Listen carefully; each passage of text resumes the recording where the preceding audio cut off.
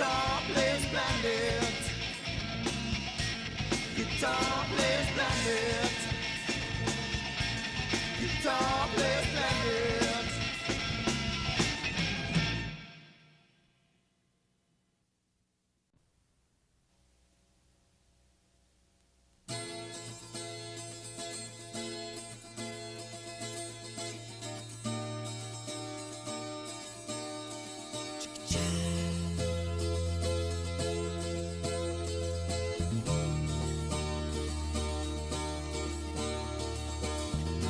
Sunny skies, the smell of palm tree air.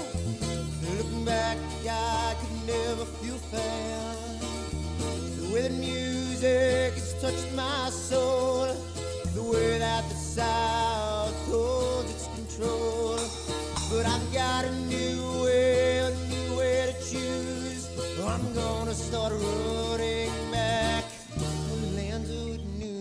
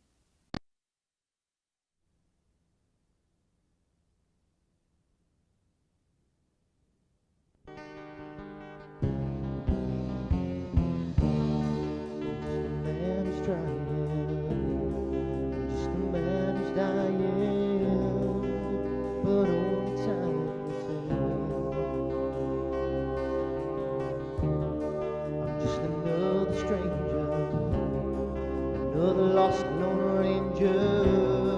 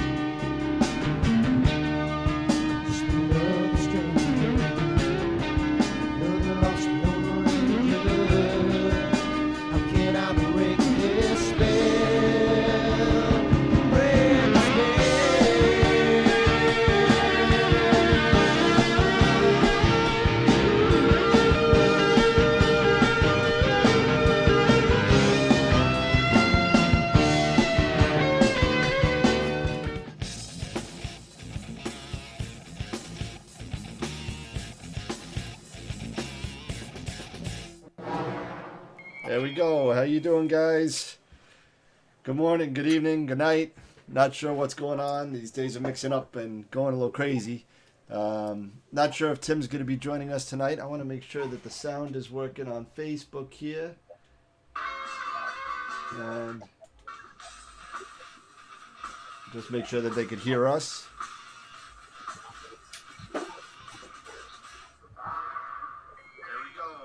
There we go. All right, we're good. And we're on. Nice, nice. How you doing? Good, brother. How you doing? All right, hanging in there. Just I actually had my first day back at work today. Oh yeah, how'd it go? Yeah, well,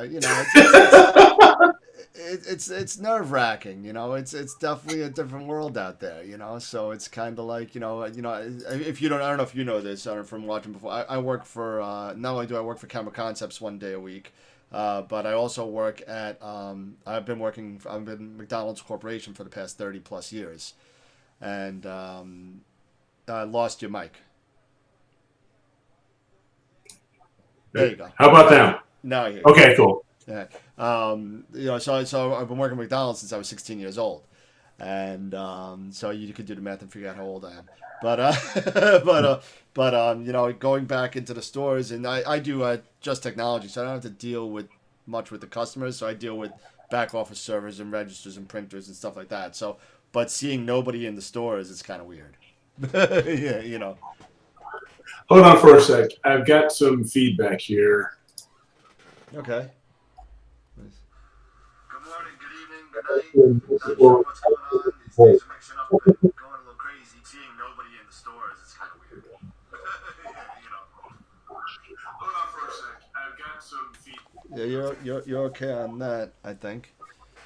And we already got comments all over the place. So, Mark says hi. Eric says Eric is Hugh. Mark like the music. Evening, Eric. Hi, Mark. Hi to all. How's the weather? Clouds. Yeah, you could blame that all on Mark because he got new toys. Yes, and I shaved. I had to shave. I had to go to work. Let's see. Yeah, wow. This is kind of crazy here. I think the feedback. You know what? The feedback may be. Hold on a second. The feedback may be. Okay. Yeah. On the dashboard because not going through face. Yeah, it's mixing. Okay, I got you. Hold on a second. How's All that? right. It's getting better. Yeah. Yeah, that's better. Yeah, that was me. Sorry, my bad. No worries. No worries. Yeah, so I actually you had the live and me going at the same time. So that's why. So, but it went through on Facebook fine. It was good. And YouTube is fine. So good deal. So yeah, so I went back to work today, and then I'll be back in the store tomorrow. I've been trying to work, real early in the morning, so I don't have to deal with many people. So in early, out early. So, Yeah.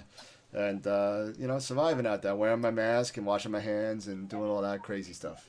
Okay. Well, that's what we got to do because even at my job, I'm working from home now, but usually I work at a food plant. Okay. And so we're taking things pretty seriously, and they're doing temperature checks.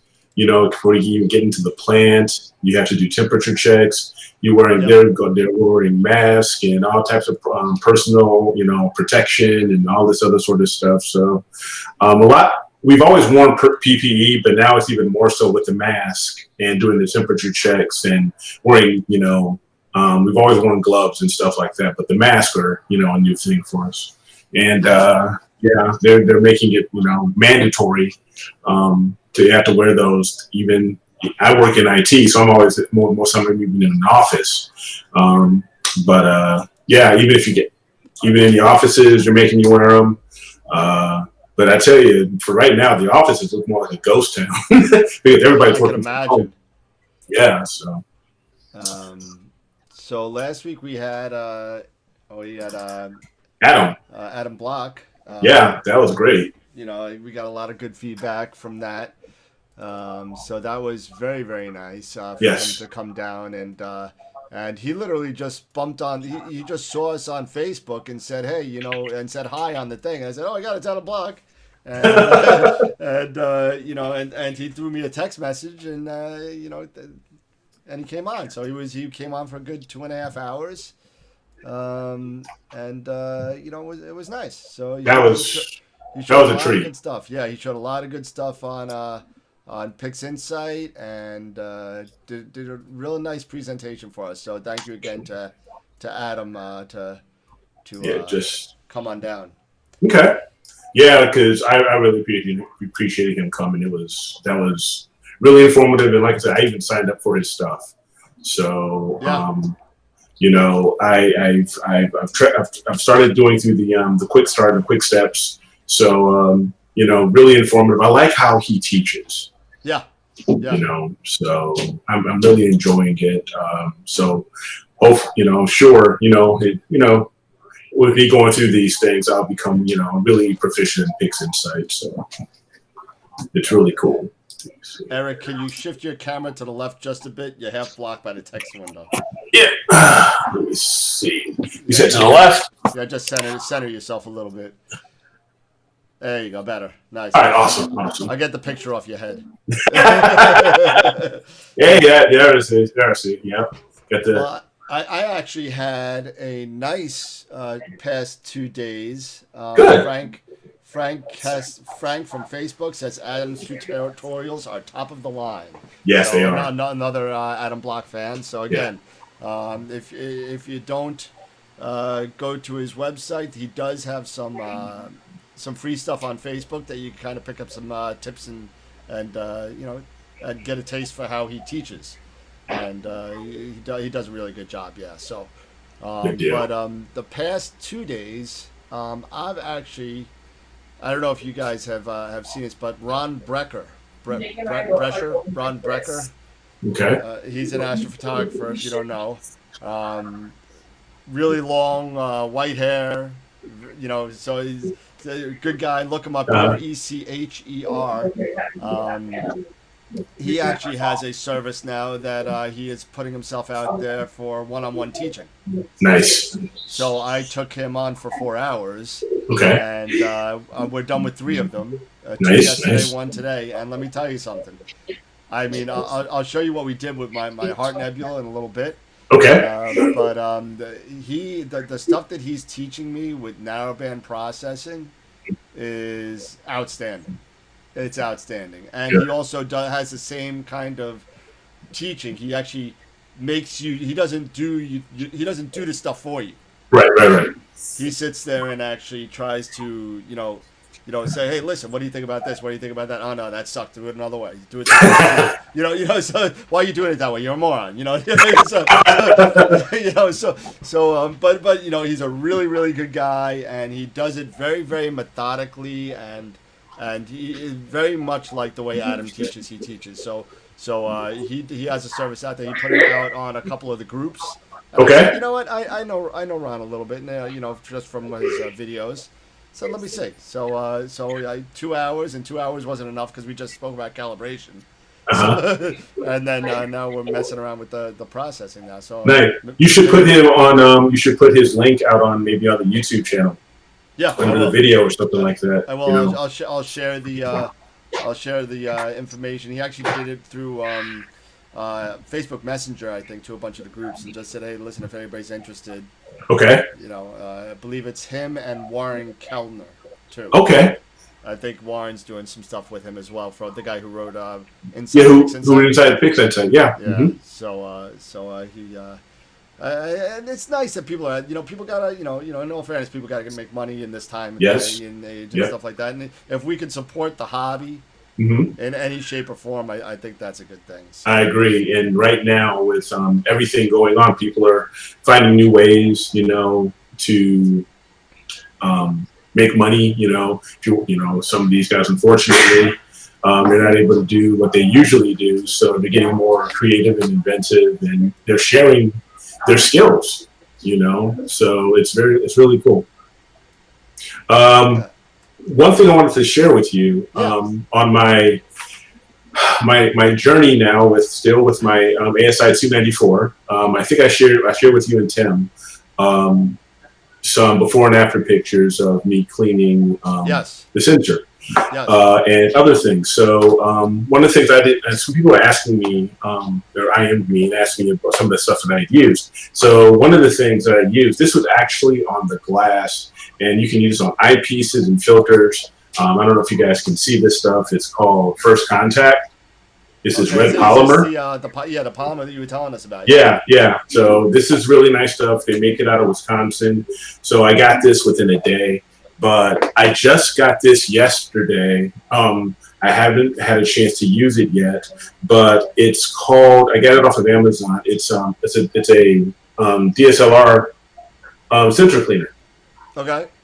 So and it comes and it has like a silicone stick. Yeah, That you have like a silicone stick. With a rubber tip, and you put it on. It has like some sort of silicone, and you place it onto the sensor and stuff. So I haven't had a chance to use it yet. I'm looking forward to trying this and seeing how well it does to clean my sensor.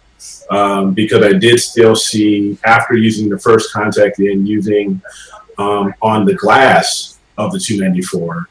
But then using this on the sensor, I'm looking forward to trying this out to really get into, cleaning up some of those other darker spots that I noticed on the sensor. Dot Line also makes Dot Line Corporation, who's a camera maker. Makes something very similar. They actually come with 2 or maybe 3 wands. Okay. They're shaped differently. One's got like a pinpoint head to get the little guys, Mm-hmm. and one's got more like a square head to get bigger dust particles. Yeah, this one's got a decent sized head on it. This one's a decent sized square head on it, and so I'm really interested in trying this out to see how this turns out. But someone was also even recommending, I've actually even seen on Amazon and some other sites. I don't know how they're basically magnifiers. So you can actually put them on close to the sensor and really get down in there. Exactly. Those things are awesome. Yeah. So I might grab one of those and add that to my cleaning, my cleaning kit for future stuff. But so I'm looking forward to, like I said, really getting that sensor cleaned up and getting some better looking flats. Oh yeah, absolutely. And I just took all new flats today, as a matter of fact.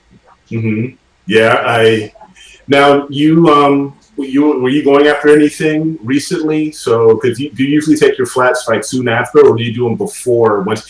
Because I do it 2 different ways. Sometimes on my flats, depending on the night or my time frame. Once I get my camera into focus that I'm going to use on my target, I might shift and do my flats early, or could I use an LED panel? Or sometimes I'll do them, the following night or something like that. How do you usually do your flats?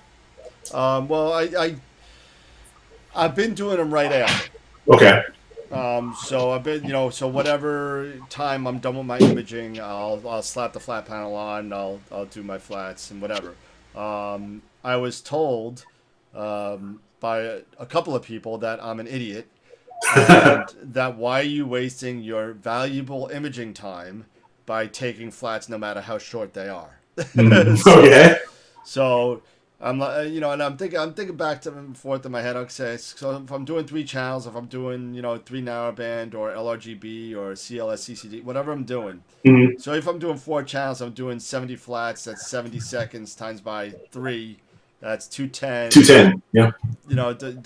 Times that by I got a second in between and whatever. So 210 is what, 4 minutes, and it's not something like that. Yeah, pretty close to 4 minutes. You got download time, so you talk about 10, 15 minutes altogether to do, almost 250 flats. Right. So I'm slowly getting into the process of making master flats. Really, master flats. Yeah. So I'm not sure. I'm skeptical. Okay. Because for me, I mean, maybe it's just me being crazy, but night to night, new dust comes on, new dust comes off, things move. Mm-hmm. Even though I don't take apart my telescope at all, right, the camera stays on. Everything stays on. It just lifts right off the head and comes in, and it goes in a case. Sure. That's it. But still, but I'm starting to notice. I now have names for my dust motes. because I'm starting to know them now. You know, Inky Blinky Clyde too. yeah, exactly. I got Pac-Man running across. You know, but it's you know, it's to the point where I'm starting to feel comfortable that not a lot changes with my image train from Okay. night to night, as long as I'm careful, and I don't roll my telescope in some dirt. You know, as long as I'm careful and I cover it up after I'm done, and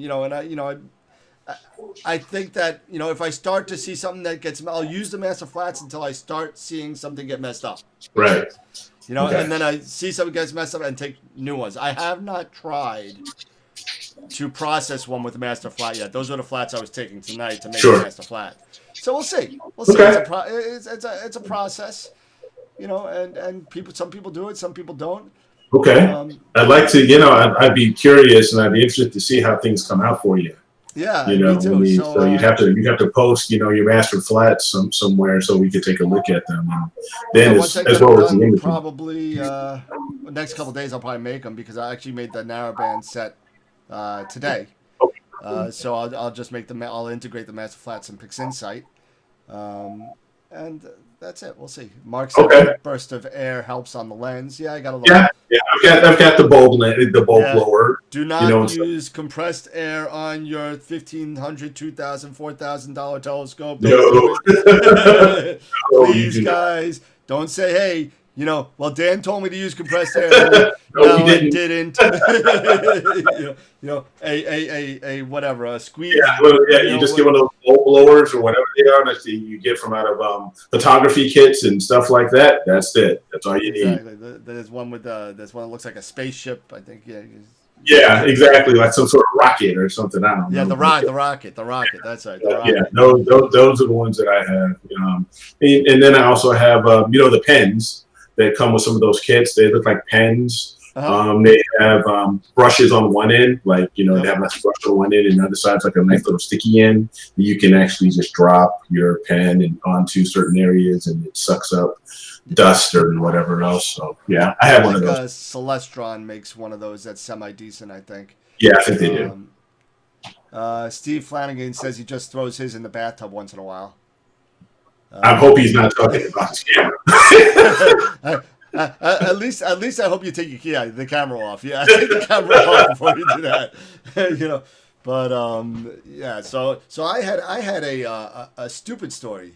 Okay. I always have these stupid stories that, you know, it's these things that we make, and we make mistakes, and of course it happens. It happened to me today.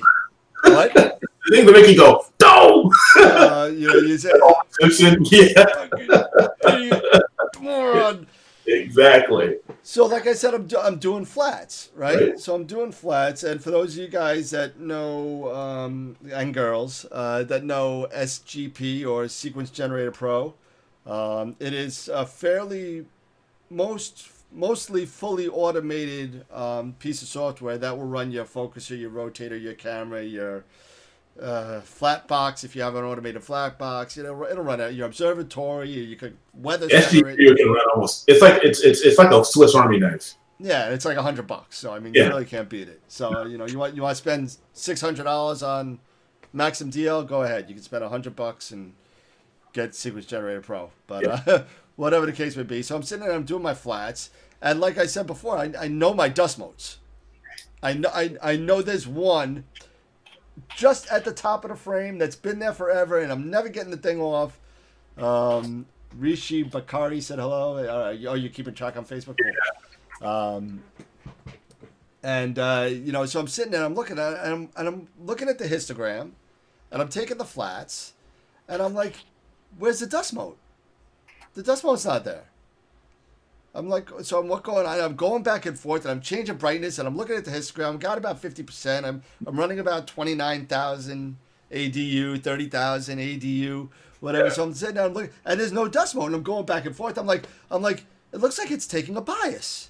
I said, is the shutter closed? So I take apart the camera, and I'm looking at it. I look inside, and I notice that the filter wheel's a little bit off center, so I put it back on center, but that wasn't really going to be a big deal. And I'm sitting there and I take it off and I take off the flattener, which I probably shouldn't have done. I took this off, I took that. I'm looking at the camera. I'm making sure the filter wheel is moving. I'm looking inside. I put it on the clear so I can see the shutter, making sure the shutter is going back and forth. Right. So I'm like, that's not it. That's not it. That's not. I'm going and I'm done. So I put everything back together and I'm looking at it. And I'm like, man, I swear, it really looks like a bias frame. It's nice, it's gray, it's nothing there, it's really quick. So I add a second on the delay. I'm saying maybe the shutter's not opening on time.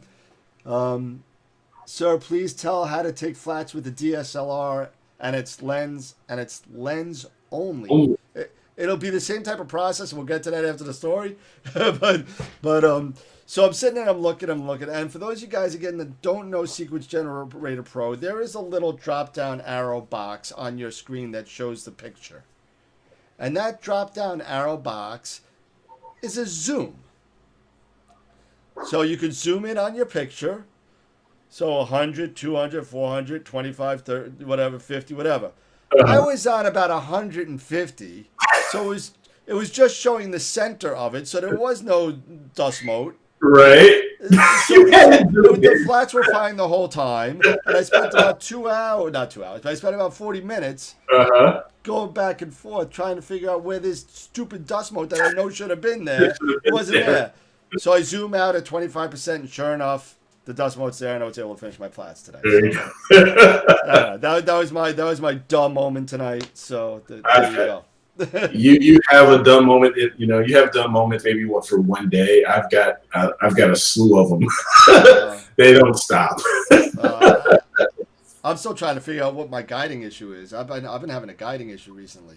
Oh, Just over the past, and I don't even know if it was an issue Mm-hmm. because I fixed something, so my guiding was probably the same all along, and I just thought I was a lot better than what I was. So I think that I accidentally put it in the focal length of the imaging scope at one point or another, don't know where, into the calibration settings of PhD guide. The guide scope. Right. So instead of 120, it said 400, but it was using the camera on the 120. So I'm like, I'm guiding at 0.3. Haha, I am Superman. No, I don't think that. Yeah, I don't think that's what was going on. So, so once I changed it, it went up to about 0.8, Okay. which again, Not bad. It's not bad. That's about what you expect in New York with the seeing that's crap. Okay. So usually 0.6, 0.7, 0.8 I can deal with, but I was taking 4 or 5 minute exposures, and those stars were pinpoint. Nice. I don't care what PhD guiding says. If you need to guide, you have to guide. There's no ifs, ands, or buts about it. But if your stars are good, don't worry about the algorithm that PhD guiding is telling you. If your stars look good to nice your eye, and tight, that's all you need. That's it. So how to take flats with the DSLR and its lens only. Okay. Well, what do you think about that one? Well, as far as I am with its lens only, that's interesting. Do you? One question is are you using some sort of a dust cover? Yeah, that's what I would think. That's one thing. Our question is if you have a dust cover, then it makes things a bit easier, especially if it's not a concave. Not a tulip. Yeah, exactly. It has to be a solid, circle, solid cylindrical dust cover. Then you would do it just like anything else. If you do it like that, then you would just take if you do the T-shirt method, you go for the T-shirt method, or you do it if you have an LED panel. Yes, you can even go without the T-shirt method and go directly on an LED panel. I think it's and then take your flats, and I think you want to get your histogram result. Is it because I haven't used DSLRs in quite a while? It's more in the middle. You want to have it more in the middle, correct? Yeah, it's going to be the same. And if you actually set, and somebody's out there is going to tell me I'm wrong, but I think I'm right. If you set your DSLR to aperture priority. Yes. Yeah, I know there's a certain setting you do. and it will go aperture priority, and you could just shoot your flats off 100 real quick. You'll be done in a second, and it automatically puts your histogram Okay. right in the middle. There you go. So you don't have to worry about anything. I'm pretty sure it's aperture priority. I haven't used DSLR in a while. Yeah, same But here. and I'm gonna put my hand over the cover. But you just put the flat panel right on Yep. the top, and it can't be. And I'm gonna take this off so I can show you. This is what it cannot be. Right. It cannot be You that. cannot use this. It needs to look like this side Yes. or a square. They do make ones that are square too, but it needs to be something where you can put that flat panel across and nothing's gonna leak in. Exactly. Exactly. So, and I doubt I'll probably get this back on video, something like that. Is that okay? Yeah, that'll work for now. But Steve says, any Yeah, I ideas see for getting a 10-inch RC? I know they take a bunch of dirt before they need cleaning, but I'm having nightmares of the future. you should. Honestly, I haven't used an RC yet. So, as a matter of fact, I think I told you I was in chatting that I'm actually looking at an RC, like Yeah, the 6. yeah, like a 6 or an 8 or something. But I haven't gotten there yet, so unfortunately I can't say. But there is a. I recently just joined a Facebook group that is for Richie Crechian telescope owners. So if you look that up, I'm sure there's a really talented astrophotographer, Diego. Yeah, I know who you're talking about. Diego Paolo or yes, something like I've seen Mulatto or and he APP has a lot of his videos, has a couple of his data and videos, and some of the things on his that of his images, I believe, on their site. So he's really, really talented. But I'm sure if you go to that group and join that RC owners group, I'm sure they can be able to help you out and give you some tips. But unfortunately, I am not an RC owner yet. Yeah, and I've only done 1 or 2, maybe. I think, if I remember right. It was few and far between. They don't come into.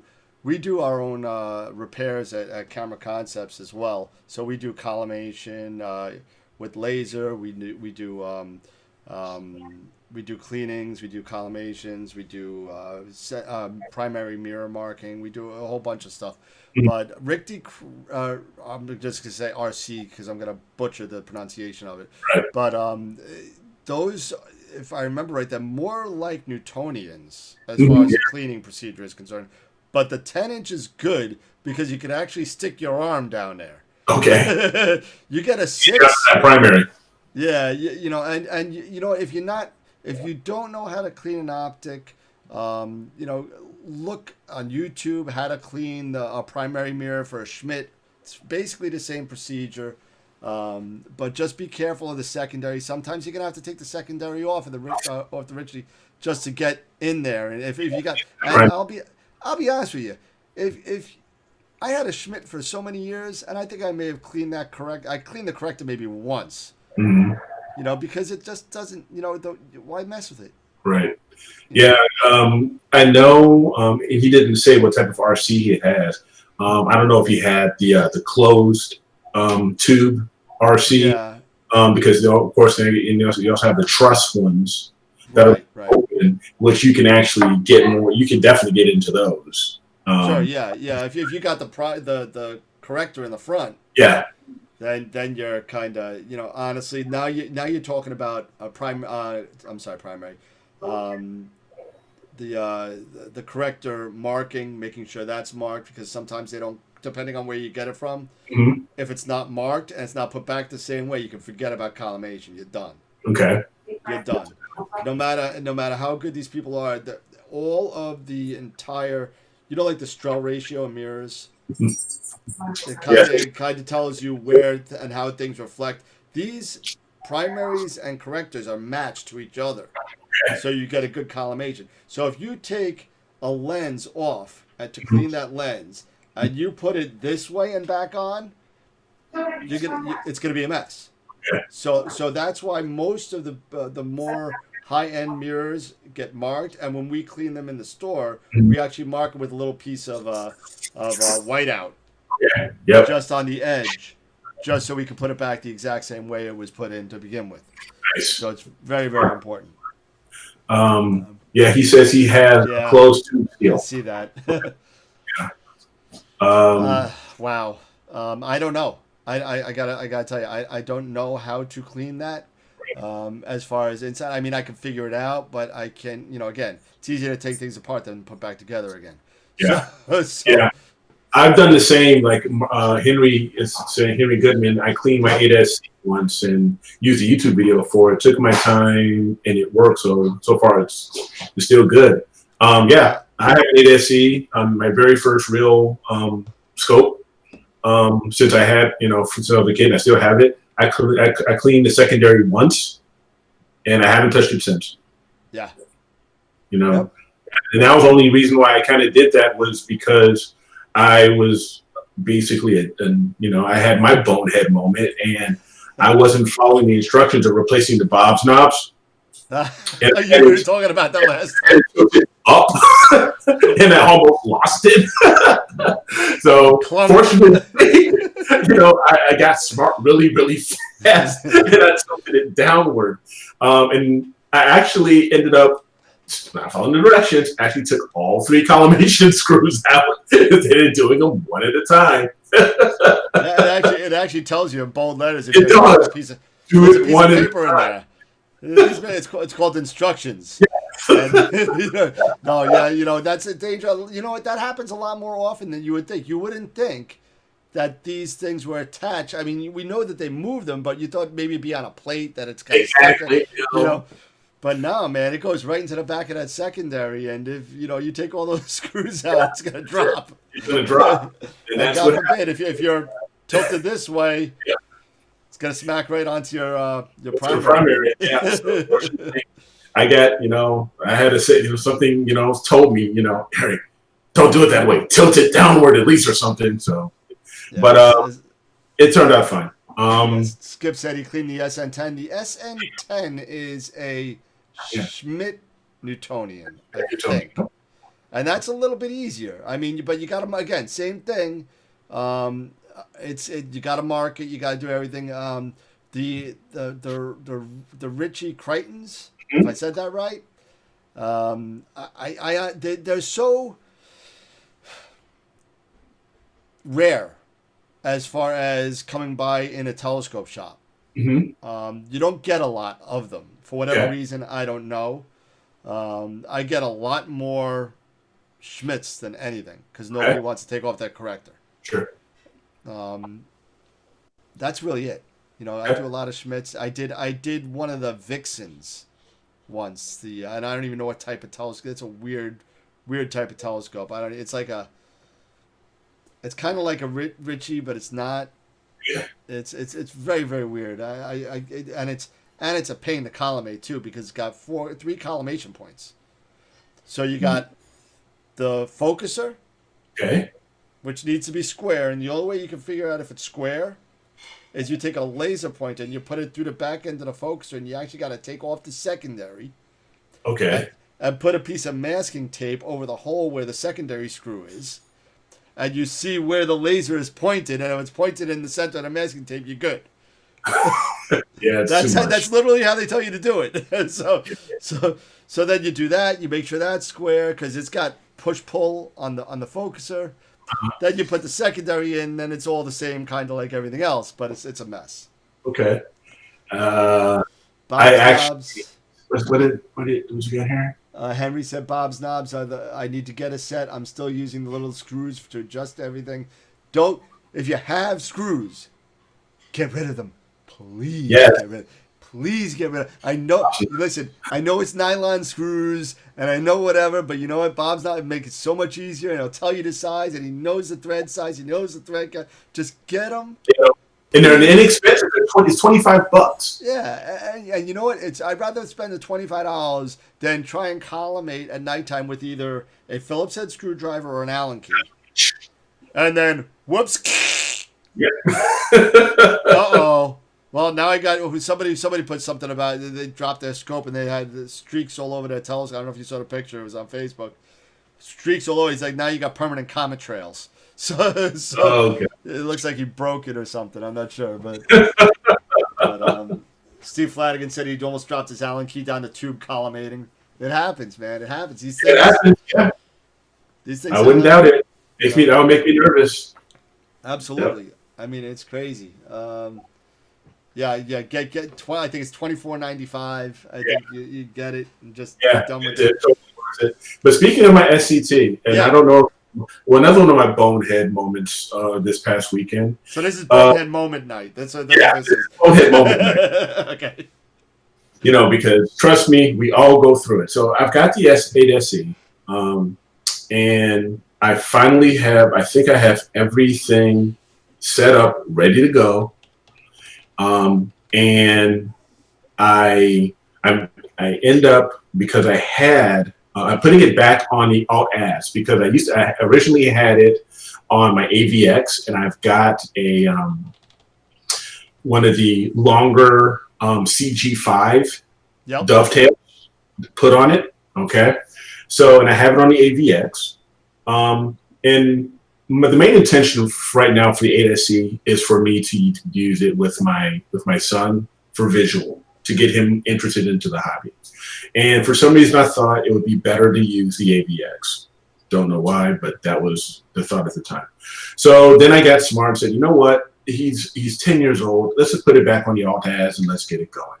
So I put it back on so I ended up taking the dovetail, the CG5 dovetail off of it. Okay. And we have a star sense on it to make it a little bit easier for him to find, his targets. I even bought a Wi-Fi module, so we can even use the iPad or the iPhone, to help him locate whatever targets he wants to see. But I get everything set up, and now I am trying. It's in the daytime, and I'm trying to focus on a far. On a neighbor's roof, it would not come into focus.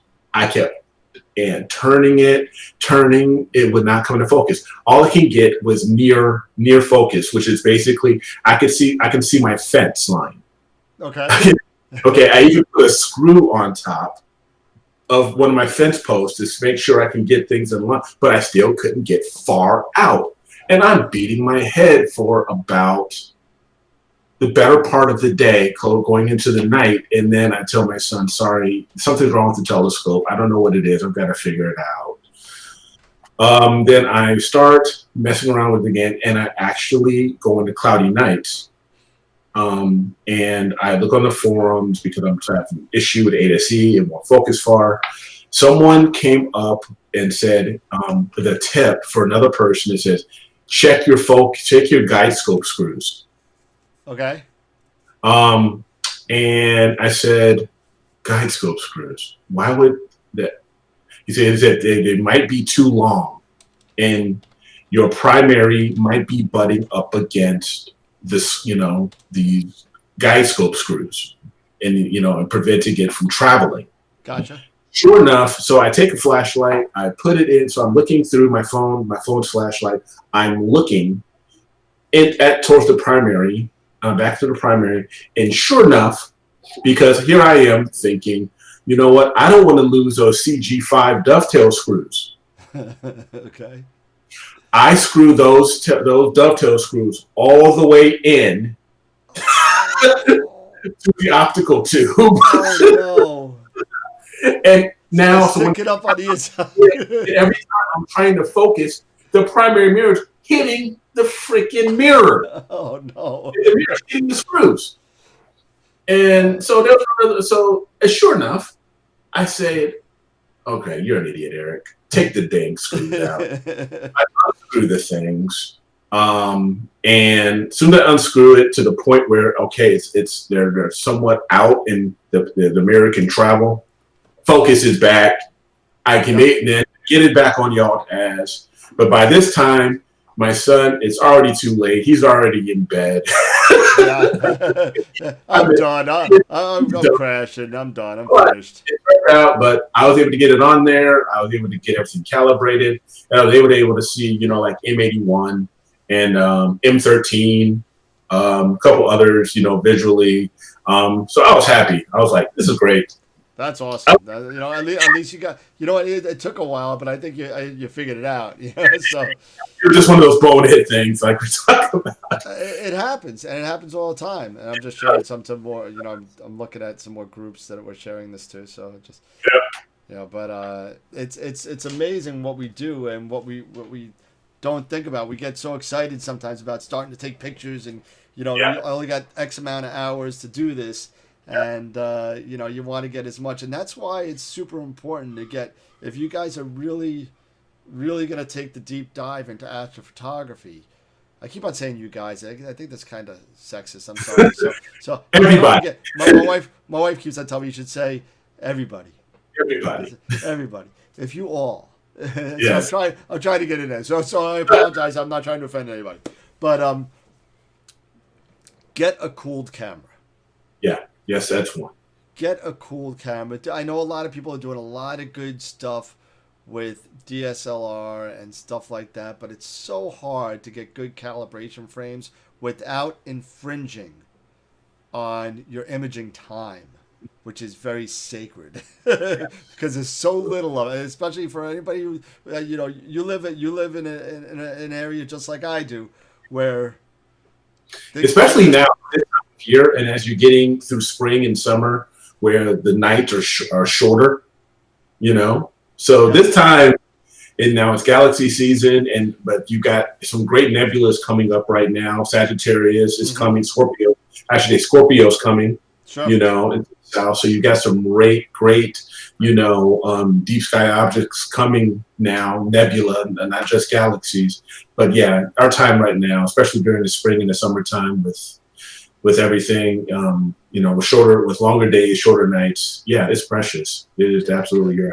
Because when you're sitting there and you're used to imaging at 5 o'clock in the evening, and you're done by 11, 12, or whatever. If you got to go home, you got to drive home, you got to pack up. If you're like me, you got to drive home, you got to pack up. I mean, I'm not going to get Sagittarius from my house. Not right.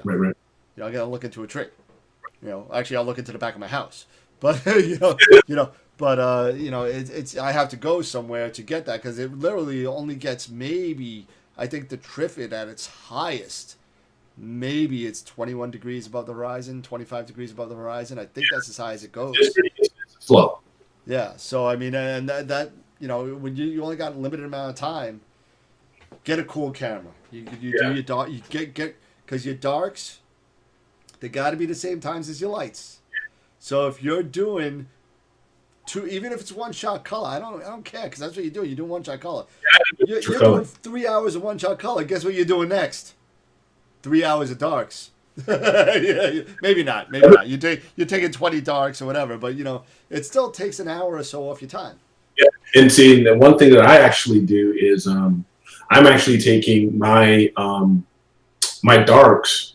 I do them. I get to the minus 20 or minus 15 ambient, and I'm taking my darks at home. I'm taking my darks, in the backyard or downstairs in my basement, with my telescope and have everything completely dark. As soon as it gets to that, minus 20 or minus 15 ambient, which is what you're basically doing with these cooled cameras, is you're getting below ambient. It's not truly, minus 15 degrees, actually under ambient. And I'm shooting away. If I've got a cloudy night like it is right now, I'm going to have at least a week or two of these. That's what I do.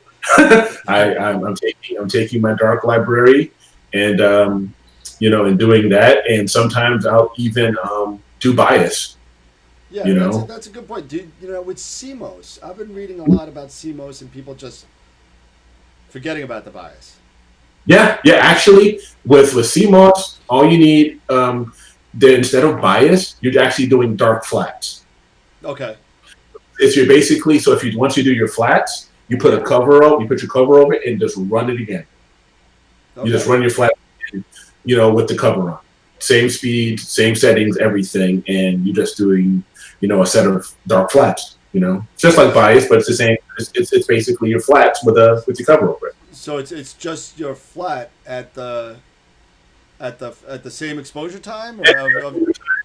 Everything is exactly. So once you're done with your flats, your actual flats, so take your light panel off, put the cap on, and run the sequence again. Gotcha. Yeah, and then that gets rid of all the. Gets rid of all the dust and stuff like that. When dealing with your flats. Yeah. Yeah, and it calibrates that flat frame so you get that nice exactly illumination.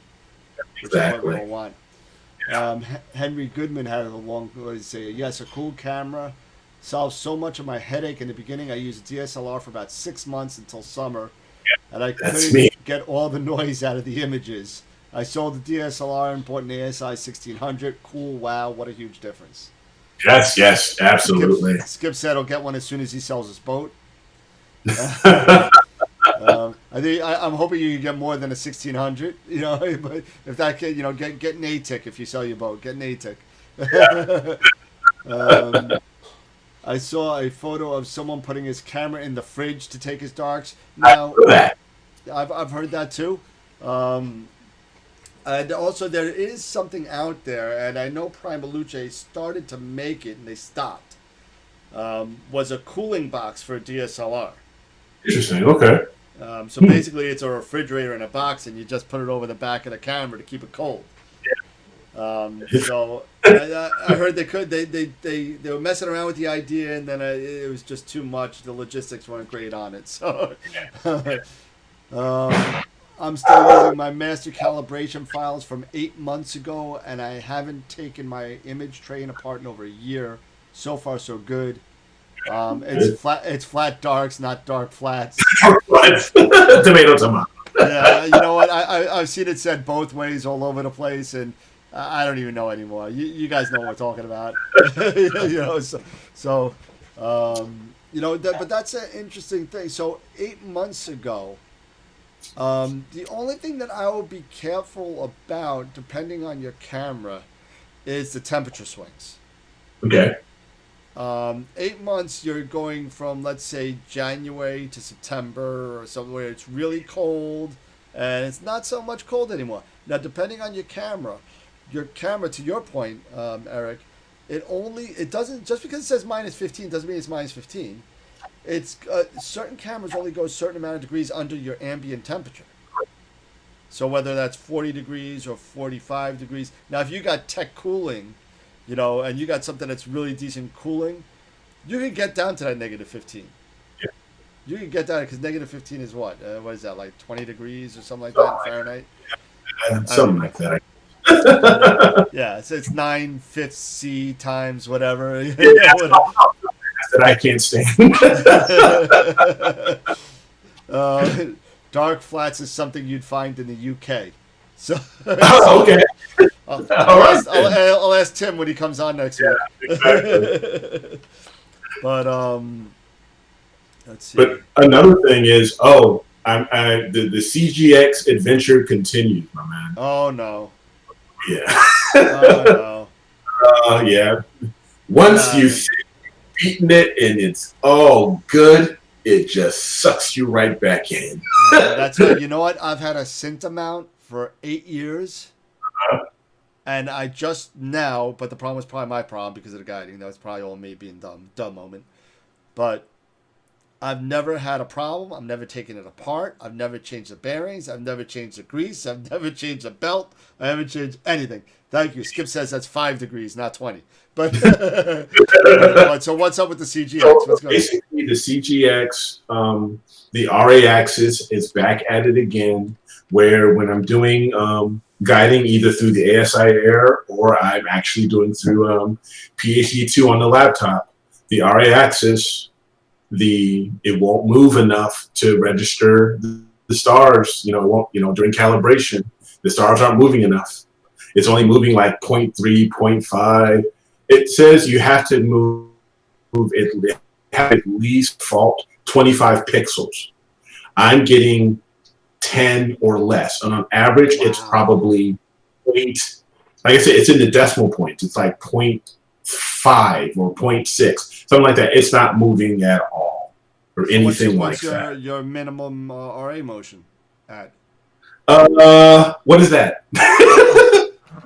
On the bottom of PhD guiding, there's a slew of numbers. It says RA aggressiveness and My aggressiveness, yeah, like my aggressiveness, I messed around with it. It was usually like when I did get it working the one time, and I was just touting up, and I was so happy about it. I had the aggressiveness.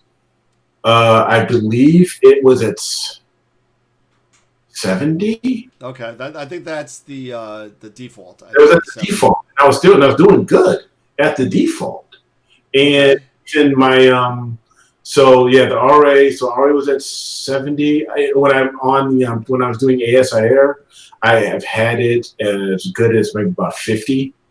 Okay. It was like 50% or 40%, something like that, Okay. when it was working.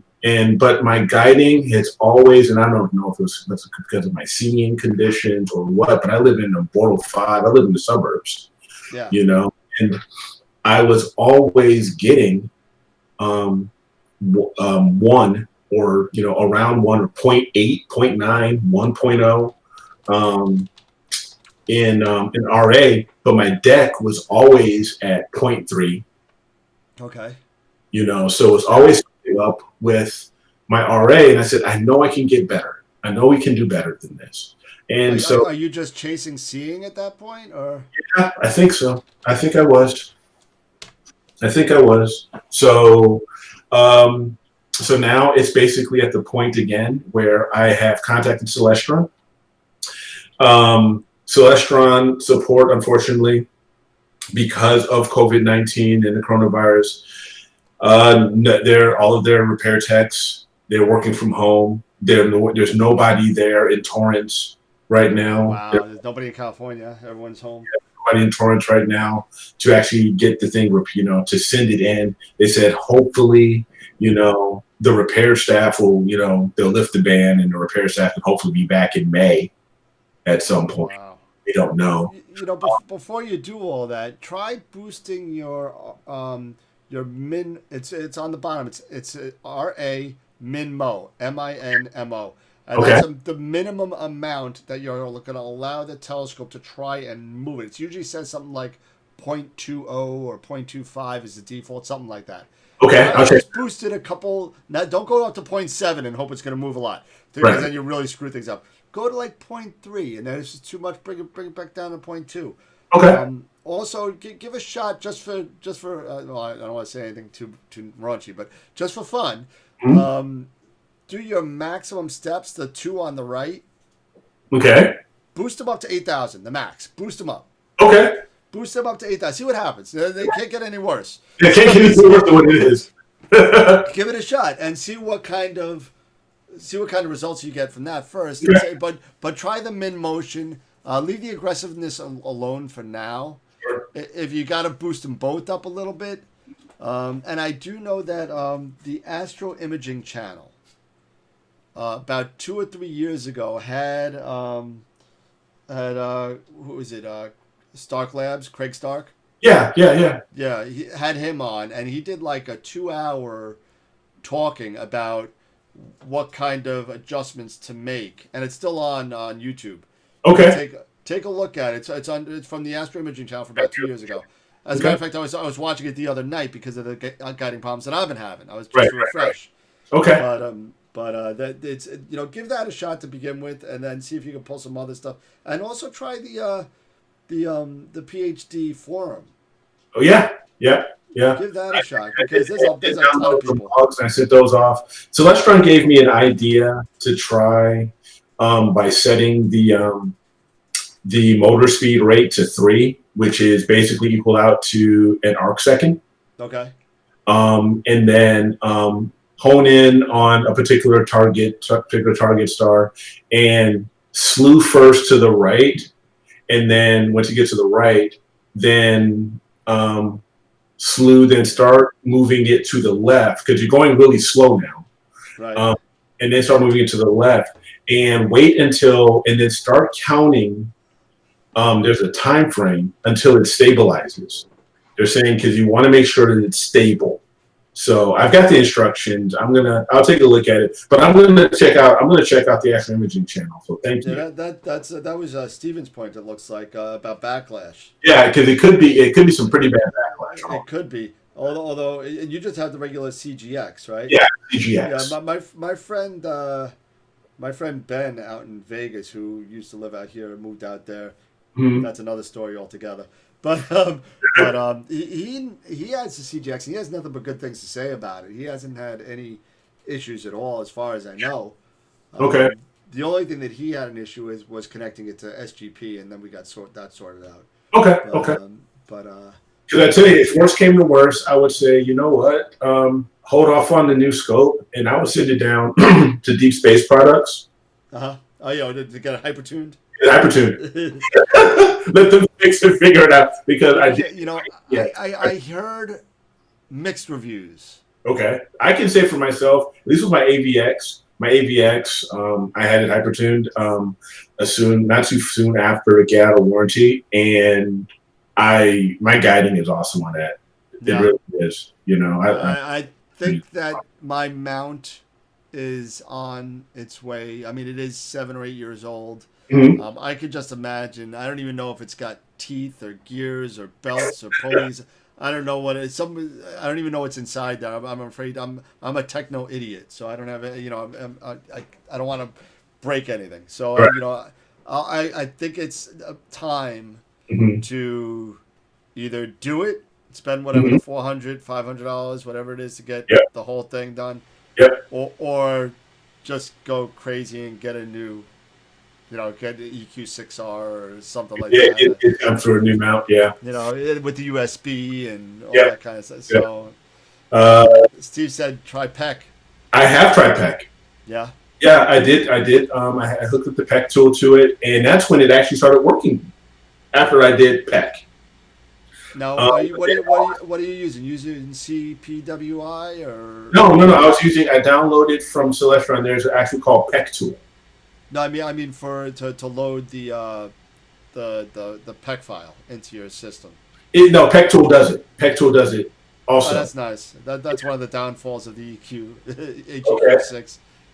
Yeah, because the PEC tool, I did the whole batch training where it went through. I think it did 6 runs, and then averaged everything out, and then it uploaded. And you just once it was all the training was done, you can just choose upload to the mount, and uploaded the data to the mount, and it seemed fine. But then all of a sudden, I don't know, within, I would say, the week, something went wrong and it just went haywire again. So it's just one of those things. So I took the cover off again, followed the manual, adjusting some of the screws and trying to feel, because I actually felt the worm, there is like a worm block that's right up against the worm gear itself. And it's supposed to have a little bit of a give, very, very tiny amount of give, like of recoil, right? That, and it, for some reason, it didn't move. It didn't budge. It was just locked up. So that's when I decided, all right, to go back and take my Allen wrenches and dial it back a notch, and now I do see a little bit of recoil. Because they say you don't want it to be any more than 1 millimeter of recoil. So I've got it set now. I think it's about 1 millimeter recoil. You can barely see it move. But now I've got to wait for a clear night again. Just try it out. Tonight's beautiful here, but I you're clear skies. It's beautiful outside, but I got to get up at 4 o'clock in the morning. So I'm like, listen, I'll give this one night up. I can't. It's my first real day back at work. Sure. I can't. But let's see. My friend Karen is online. Hi, Karen. How are you? Hey. Karen is a photographer in the city, and she does a lot of portrait, a lot of people, a lot of buildings, a lot of stuff like that. So she does good stuff. She's just getting into astrophotography now. Okay, nice. So she's got a sick setup. She's got almost my setup. Nice. She's got the 100 Esprit. Okay. On an EQ6R, Eagle Q, Okay. A7R Sony mirrorless camera. She's got she's working DSLRs right now. Sooner or later, I'll get her on cooling. I'll get you on cooling eventually, Karen. Yeah. But once we take a picture, because it's like a learning experience. Yes. So we were talking about polar aligning and it's literally been a year of just teaching and 6 months of not doing anything, and then COVID comes. So Yeah. But I tell you, I've seen so many articles about some of the cool things that are happening. And you can't tell me that, this, it's a bummer that we're all stuck in our houses and, staying in place and stuff like that. But I've seen articles where there was a pack of coyotes walking across Michigan Avenue in Chicago. Why?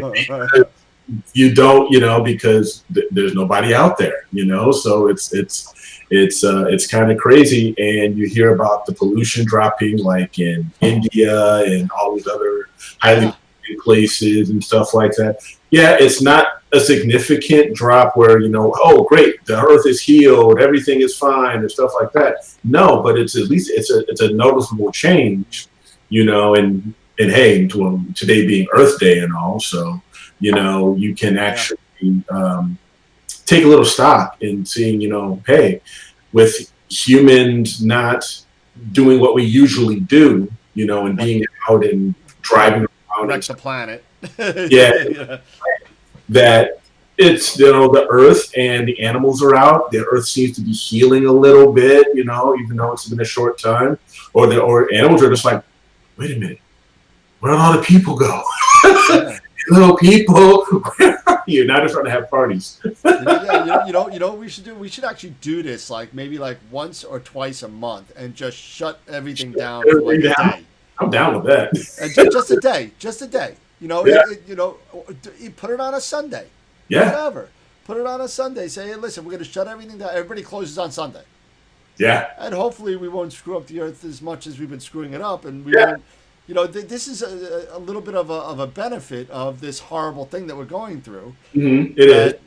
That the pollution rates are down. Yes. You could see in Los Angeles. You can see the picture difference in Los Angeles. The smog that's not there anymore. And I've seen that some people are actually able to, in certain areas, in certain populated cities, now the pollution is clearing up, or actually you're able to see some stars at night. They're actually able to see some stars. And like Marcus said, you can now see, 5 feet past 5 feet in front of your face. In front of, So exactly, so there is, it's terrible, the consequences of what is happening. But if we look on at least a little bit of a positive side to this, there's something good happening, at least when it comes to the earth. It's not good for, a lot of other things, but for the earth side, I think it's like, I got to breathe it for a little bit. Not sure how long, but, hey, there was a question before I saw about dithering. Okay. Who was it? Rishi, I think it was. Rishi from Facebook. Please talk about dithering and how important it is in your opinion. Dither or die, man. Yep. Dither or die. Absolutely. It's one of the things I had no idea about dithering. I really didn't. I've only been with this, doing this for a couple of years, but when Dylan O'Donnell got me hooked on dithering, because of the amount, because of that movement, you're getting rid of those, you're clearing out those hot pixels so much better, Chris said dither or die too. Yeah. So you get rid of those hot pixels, it makes it so much better, because you're clearing out, you're moving. I usually dither every 5 or 6 exposures. Frames. Yep. So I do that, and my movement's usually about, I want to say about 3 pixels. Yep. Something like that. Probably in the middle range. And then my settling time. I let my settling time go at about 10 seconds. Okay, that's about right. And it's pretty good. It hasn't been bad. Yeah, I think I'm about the same as you. I'm about 4 or 5. I Okay. do it a little bit quicker. Yeah. But every frame for narrowband. Wow. Oh, really? That is a lot of added time to your night. It does. That's why you do get a lot of added time to your imaging session when you're dithering. So that's why I basically do mine like every 5 or 6. But wow, 3 or between every frame. Wow. Yeah, Chris said every 3 for RGB and every frame for narrowband. Interesting. I think every frame's a little overkill because depending on how many subs you have, the dithering mathematics and the algorithms and the whatever it does in the background to kind of even things out and kick things out that aren't supposed to be there, they're going to be gone. If you have 1,000 narrowband frames, it's going to average that hot pixel out. It's going to average that satellite trail out. It's going to average all that stuff out. I think that's too much. I don't know. That's Chris is taking 10-minute frame, 10-minute subs in narrowband. Wow. He does 10-minute. Oh, fair enough. Okay. Okay, that I understand now. Okay. Yeah, someone, who was it? Someone also said something here. Oh yeah, Chris said he pulled the trigger on the the 102, right? Nice. Nice. I've got the GT71. I've got the White Cat. I've got the Z126. I love William Ang stuff, man. William Optics is some top shelf stuff. Yeah, so, that's definitely gonna be one of my next ones. I think, there you go. There you go. If I can afford it. Yeah, hey, GT71 is pretty inexpensive. Yeah, but I have an 80 right now, so. Okay, so there you go. That's too close. I need to either go big or go really micro. Oh, you know what? That Red Cat, 51 millimeter. It's nice. Yeah. Well, I got the 200L, and that's more corrected than the White Cat. Okay. So it's a camera lens. So I'm still dying to try this thing out. I'm still dying to try. It's like a paperweight right now. That's all this thing is, right? It's a $2,000 paperweight. Okay. Got that.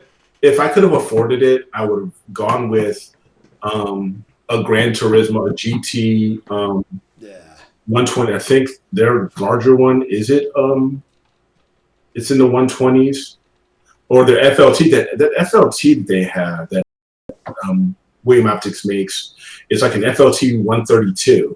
I think there is a 130. I think you're right. Yeah, and that's a beast. I've seen Trevor Jones from Astro Backyard. He demoed that. He shared a video with that thing, and that thing is a monster. But it's something. It's only 3,700. That's no, it's only 3,700. Hey, for a triplet 132, what is that? That's a little over 5 inches. Yeah. I had the 127. Yeah, because my doublet, my Z Star 126 is a doublet. And one question I did have, because I actually I got, and maybe somebody can explain this to me, when it comes to reducers, reducer flat, okay? I just got the Flattener 7 from William Optics. It's a 0.8 reducer flattener. Right. Yep. Or the Z126. It's a triplet.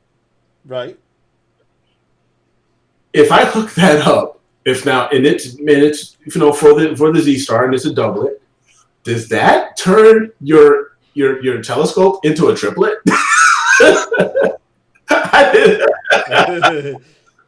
Wishful thinking. I think we had this conversation offline. I think we had this conversation. So it just corrects and shortens your focal length. Yeah. There is nothing better than that third piece of glass in there. That's a lot more corrected. You know, I think I said this to you before. I said if that was the case, we'd all be buying doublets and we just throw a flounder in there. And we get a $3,000 telescope for $1,200. Oh, but yeah, that's fine. I think that's an interesting idea. So does that mean does it take my Esprit and turn it into a quad? exactly. so that would be awesome. Yeah. I mean, I love my Esprit. I'm glad I went down to an 80. Mm-hmm.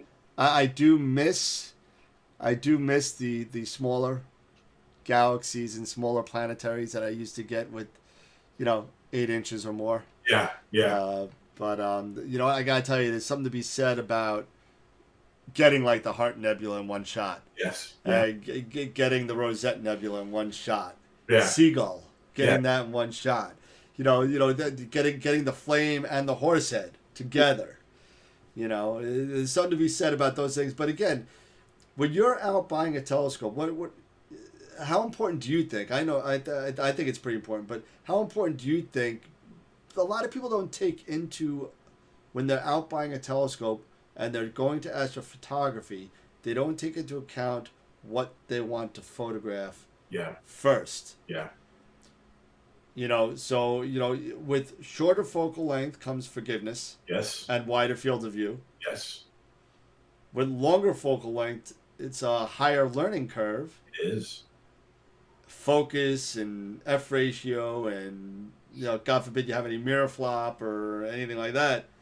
So what do you think about that? What do you think about the importance of judging what you want to get out of it? I think it's very important. I think it's very important, especially when you're starting out. You want to get an idea of, at least initially, for your first year or so. You want to get an idea of, okay, this is what I want to go after. This is what I want to learn. Either it's deep sky, if it's planetary, or or anything like that. That's why I started out with the GT71. Mm-hmm. I wanted a shorter focal length, and then I got the reducer that made it even shorter. Went down from a 420 down to a 336. And it was very forgiving. It's a great start. For me, going wide, it's a great start, and that's why the majority of my scopes that I have are all wide. I mean, the GT, the White Cat, the Rokinon that I have, the Rokinon lens, the 155. The 135, yeah. 135, super wide. My Rasa, the Rasa 8, it's 400. It's nice and wide.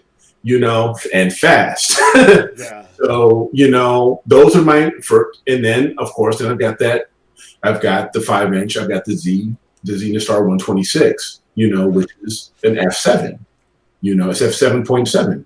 And that is definitely, a learning. It's a teaching tool for me. It's teaching me how to expose better, because for me, it's teaching me, you have to be more patient. You have to, you got to expose longer, have these long focal lengths and stuff like that. Even when I was using I used the 8SE for my very first photography photos were with the 8SE. And I just hooked up to the DSLR to it, just so I can see what I can get.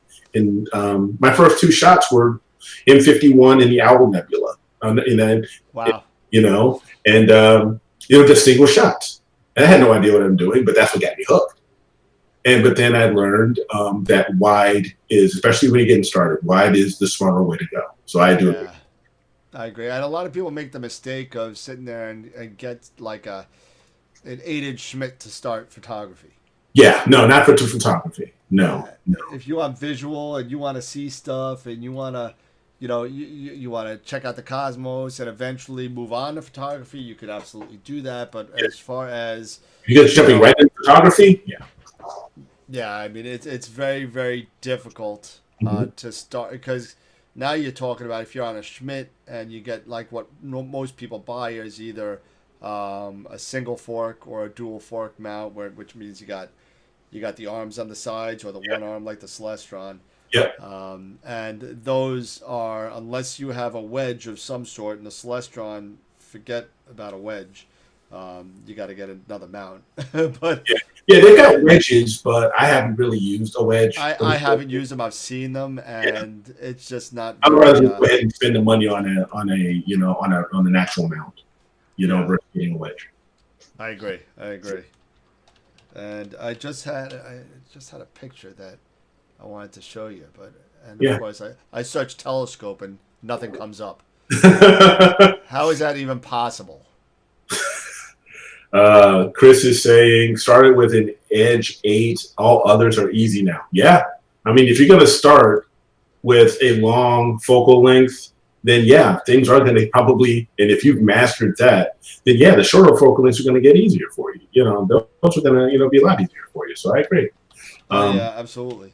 If I had known, about the Edge, the Edge models, if I was going to jump into photography, or knew that I was going to do a little bit of mix of visual and photography and stuff, I would probably gotten an Edge.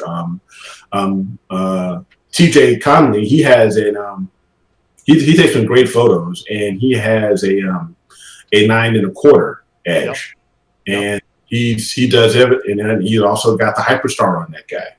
Yep. So he's doing, he loves it because he has that one scope, but he can have 3 different configurations. I mean, he can go fast, he can go slow, and get for galaxy season and get really close up and get really deep into that. He can go f7, with a reducer.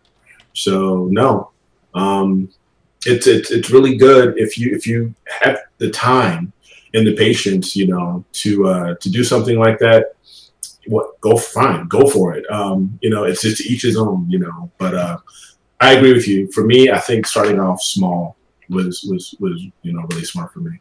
Yeah, because number one, just for forgiveness. And again, if you start off with an 8-inch, you're right. Everything will be a lot easier because you learned the hard way. Yeah, you did. So I mean, and I'll show you right now. This is my first rig here, and this is my very first astrophotography rig. Okay. And I'm going to. Let's see if I could do this real quick. How do I do this on this computer? I'm on a different computer tonight, so. Okay, no problem. And so I'll do this, and then we do that, and then we do this, and there you go. And you can't see that, can you, Eric? I can't do that. Okay, so I'll just do this real quick, and then do that. Now you'll be able to see it. Okay. Wow. So that is my first rig for astrophotography. Okay. So I had the dew heater down here. I had the micro focus. This is a Meade LX200 GPS, the first model. Okay. 8-inch. Is that on a wedge? It is on the Meade wedge. Okay. And I got the this was my first guide scope. This was a short tube 80. Mm-hmm. With the this is the whatchamacallit, the Starshoot, I think it was. From Orion. Okay. And that's I actually found this. This came up in my Facebook the other day. It said 10 years ago you took this picture. Yeah. Okay. And it was funny. This is like a bay window here. Mm-hmm. And so this was right in the center of the bay window. So when the lights were out at nighttime and you had the lights on in the living room, you just saw the shadow of the telescope. I have a picture somewhere. It's got the shadow of the telescope in the bay window. But that was my first one. I didn't get a lot of another thing that people think, and I spoke to somebody today, a customer, about the poor guy was trying to align his guide camera to be parallel to his imaging camera. Is he using? Okay, he's using the two scope side by side setup. So no, it's basically like this. Okay. One on top of the other. Okay. But he was trying to make sure, like let's say your imaging camera is on Sirius. Uh-huh. He wanted to make sure on his guide camera he could see Sirius. Oh, no, you don't need to. Yeah, so that's one of the mistakes a lot of people make in the beginning, that the guide camera needs to be looking at exactly the same spot in the sky as your imaging camera. No. I thought that my first couple of times too. Then Everybody did. Yeah. But no, you don't. As long as it's in that, as long as you can get a star lined up, and the stars in focus, and at least in decent focus on your guide scope. I mean, because everything, the Earth is rotating the same way, Yeah, exactly. So you're right. So as long as it's tracking and you calibrated right, you got to remember when you do a calibration on PhD guiding, it's not calibrating your imaging scope. Right. It's calibrating your guide scope. Exactly. So it doesn't matter. Well, don't get me wrong. You don't want the guide scope like this and your telescope like this. It's not going to happen. It's gonna moving at different rates, so it's not going to work very well. Right. But so you want them, similar. Yeah. You want them in the same direction. Exactly the same thing. Yeah, exactly. The same direction. Yeah, same direction, same general direction. Yeah. You don't want one pointing west and another one pointing north. Exactly. But besides that, you're fine. But let's see. Replying to Chris, let's see. I almost jumped into with an edge, but people in the local Astro Club convinced me to go refractor. You can't go wrong, especially if you're getting started. No. You can't go wrong with a refractor. You can't. You don't have to worry about collimation or anything like that. The only thing that you really got to worry about is, depending on which refractor you get, maybe a little color fringing, a little chromatic aberration. Maybe if you're getting, an acro versus an APO, yeah. Yeah, so, depending on how much you want to spend, if you get a triplet, and no, I don't care what triplet you get, whether that be the entry line essential from Explore Scientific to a Gran Turismo. There are different grades of triplets, don't get me wrong. But a triplet's a triplet. It's going to be corrected better than a doublet. No matter, you compare apples to apples. You compare an Explore Scientific triplet to an Explore Scientific acro, you're going to see a difference when you're imaging. Difference, yep. Same thing with, William Optics or Takahashi or whatever. You don't want to compare, I don't want to kind of mess up with people's lines. I'm not going to do that. But you want to compare apples to apples. Yes. And it's good. You're going to see a noticeable difference, especially when you're imaging. Maybe not so much if you're using it for visual, unless if you got really good eyes like I don't have. Same here. So I if I'm looking at a decent doublet and a decent triplet visually, maybe if I look really, really hard, I might be able to pick something up. Right. But once you're imaging and you all of a sudden you see this purple fringe or something like that, you see a blue ring around the moon or so, something like that, then you start to notice, you'll start to know the advantage of getting a triplet. Getting a triplet, yeah. Steve asks, for my 10-inch RC, do you guys recommend heating that size of tubes? Heating? Yeah, like dew heating, like for dew heating. Oh, like for dew heating, Steve? Are you talking like to prevent, for dew or condensation, something like that? You know what? Like, again, I don't know, but this is one thing, because like I said, I was thinking about getting an RC. One thing I did notice is I saw someone, and I had a very similar question, when it comes to this, before I decided if I'm going to buy an RC or not. One thing, because you have the two mirrors, you have your secondary and your primary. One thing I did notice, especially if you're talking that steel tube there, Steve, I would get a dew strap to put onto the back of the tube for the primary. Okay, so he's got a sealed tube. No, it's not. It's open. It says bathroom. I thought he said he had sealed tube. I'm sorry. No, it's a steel. It's a steel tube. It's steel tube. Oh, okay. Steel tube RC, but I would say for the primary, which is in the back of the OTA, get a douche heater strap for the primary. Now, for the secondary, what I have seen, and this was I've seen these Kendrick Kendrick, who makes heating straps and stuff like that. The front, they do have heating The strips. coils, kind of like a strip Yeah. that you peel and you stick around the secondary, on top of the secondary. It's like kind of split in the middle where you can put it around, the secondary, and then you then tape the wire, and you tape your wiring to The vanes. the vanes. Yes, thank you, the vanes, and then it can come down. I have seen that when I saw some pictures of that when they're heating the secondary. So they heat the secondary that way, and then they'll get, like I said, a dew strap. In your case, if you have a steel tube instead of the truss model, which just has all open tubing and stuff like that. But when you have the steel tube, then you can go ahead and get a dew strap heater for that to put to the back of it. So you have that makes sense. Yeah. Yeah, that makes sense. I think they, I know Obsession makes, and this is more for like Dobbs and Newts, I think. Yeah. But it might work because it's got a secondary where it's a mirror, right? So it's an angled mirror. So they make one that actually goes on the. You got to take the secondary out, and it goes on the back of the mirror, and it goes into the housing. Okay. So, and that's another way. I think that's powered with a 9-volt or something. That you stick it with Velcro or somewhere on a vane or something.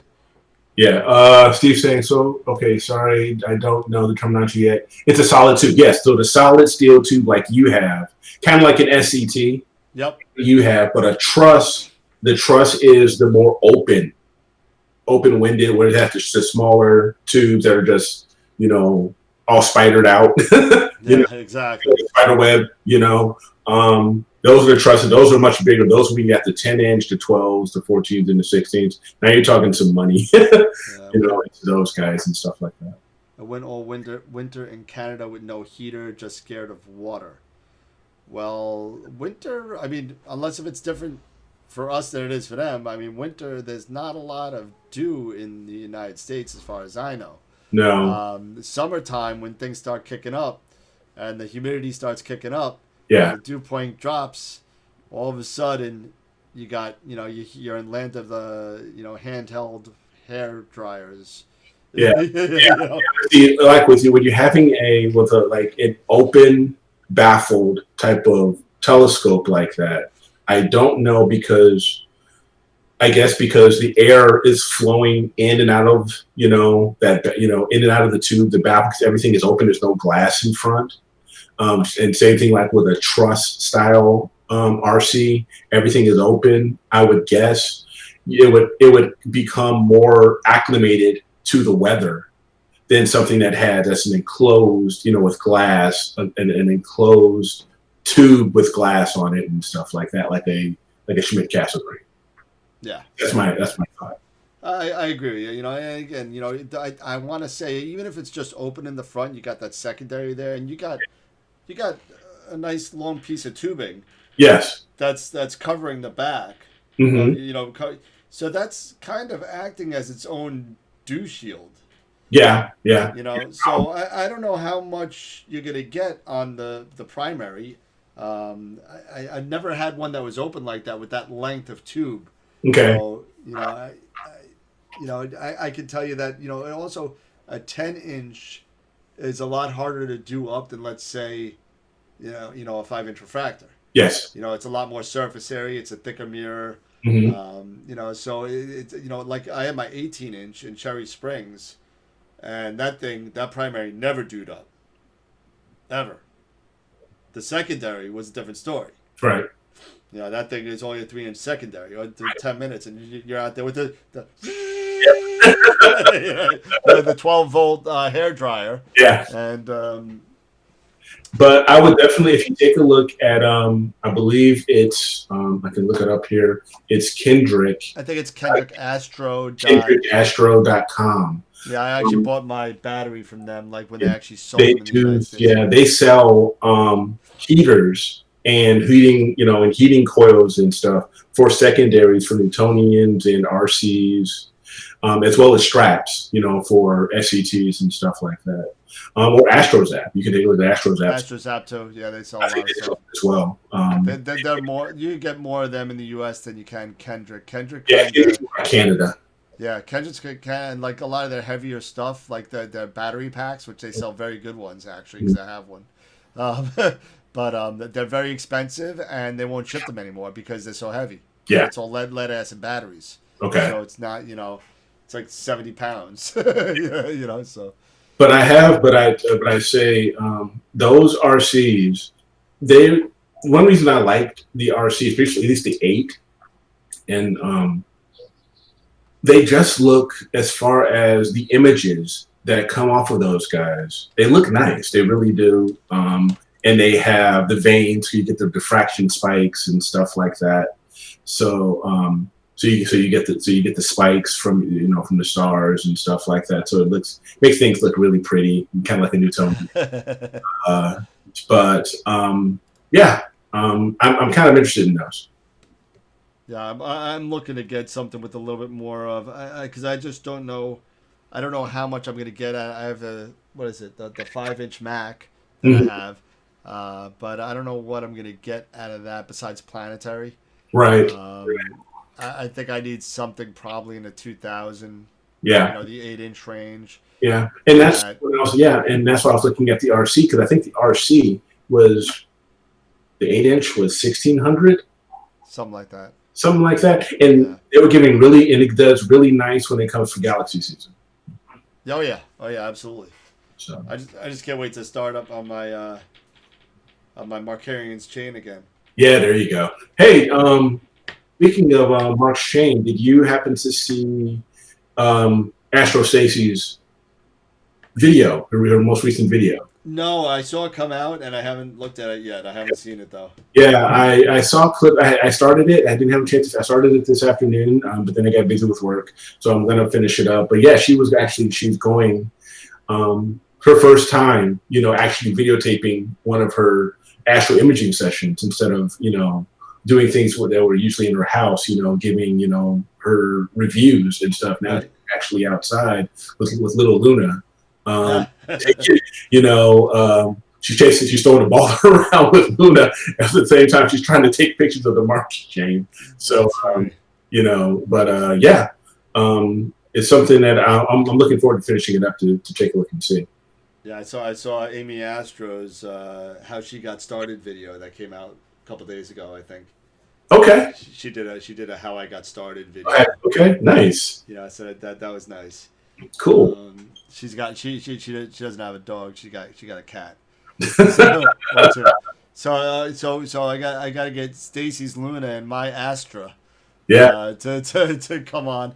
And we'll throw Pepper in there as a random anomaly.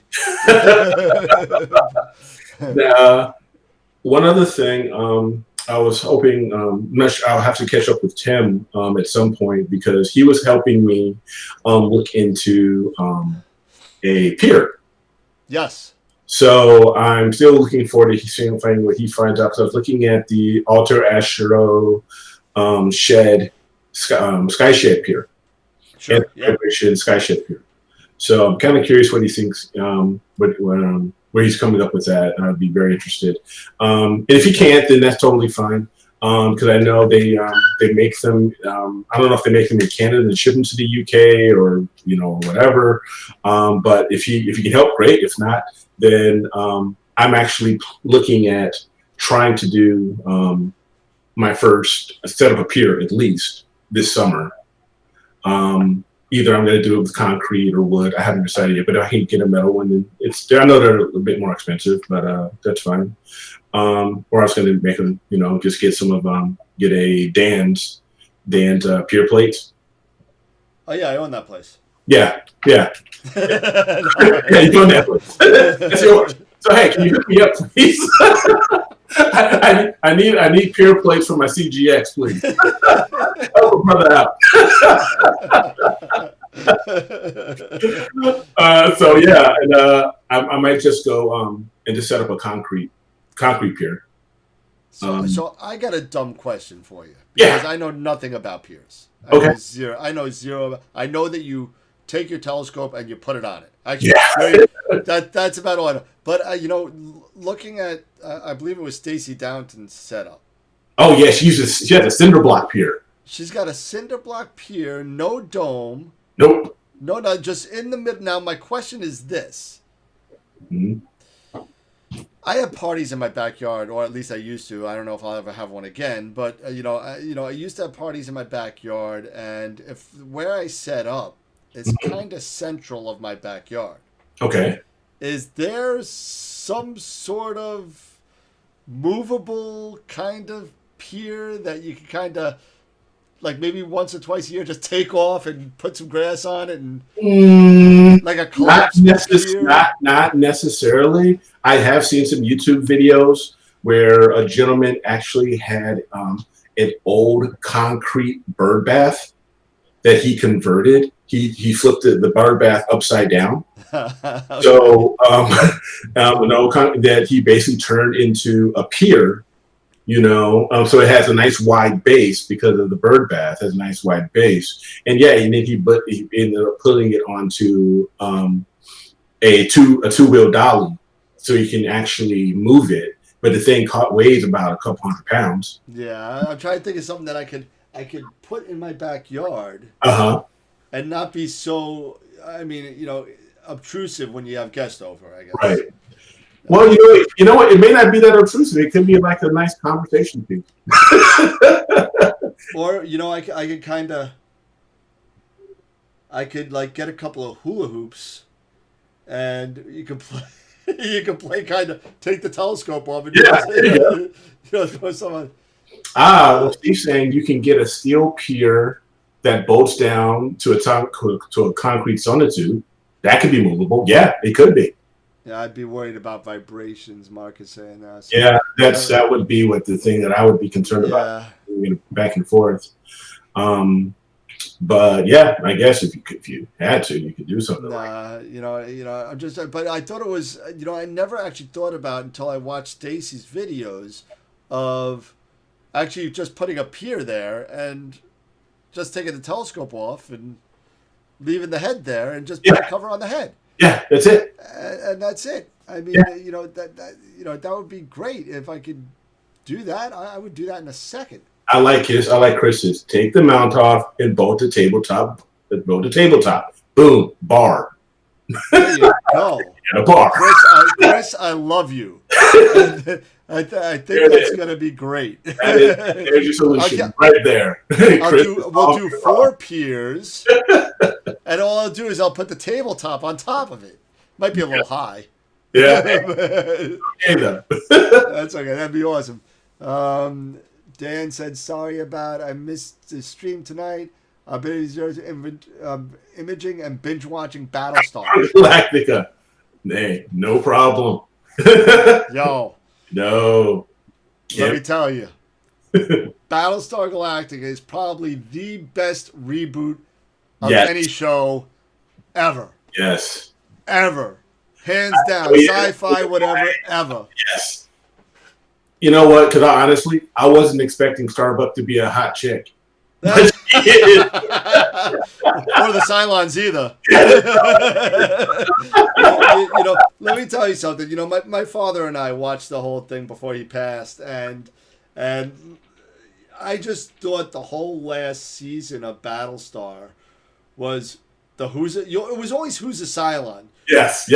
But now you're down to the final 5 or whatever they called them, and you're trying to figure out who the last 5 Cylons were and everything. Yes, Chris, you must be young. Yes. It's a reboot. It's a reboot. And Starbuck was a man. He was a man. and Boomer was a man. A lot of people forget about Boomer. Not anymore. No, they're not. One's Asian and one's blonde. One's blonde and smokes cigars. Yeah, cigars. Gotta love her. Gotta love it. I started watching her news show, Another Life. It's on Netflix. Chris is 56. Chris, 56 years old. Oh, okay. I'm so But no, confused now. sci-fi. Yes. So actually, wait. Well, there was Battlestar, and then there was Battlestar 80. Right? You Yeah. remember that? That was a sequel, which lasted, I think, 3 episodes. But but Battlestar Galactica only lasted like a season and a half. Yeah, no, the original one, yeah, with Lauren Green. He played the Dom. Yep, and what's his name? Who played the Klingon in Star Trek? Oh, jeez, the hell's his name? The guy who played Baltar. I can't remember, but who was it? The guy who was in the A-Team who played Face. He was Starbuck. Yep, yep, he was Starbuck, and what's his name? Who was in the reboot? Yeah. The guy who played Apollo. Okay.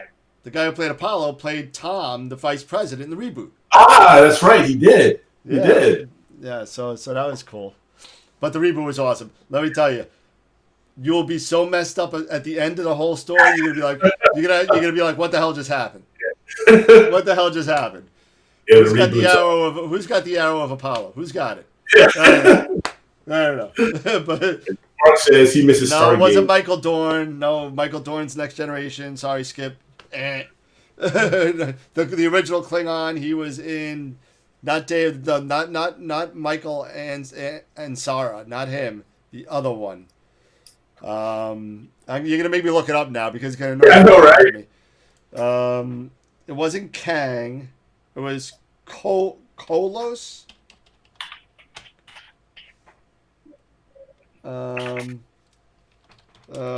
Check. Koloth. That's a Koloth. No, Captain Koloth. No, not him. That's not him. That's not him. I can't find it now. Oh my god. It was in Errand of Mercy. That was the name of the episode he was in. I'll look up Errand of Mercy.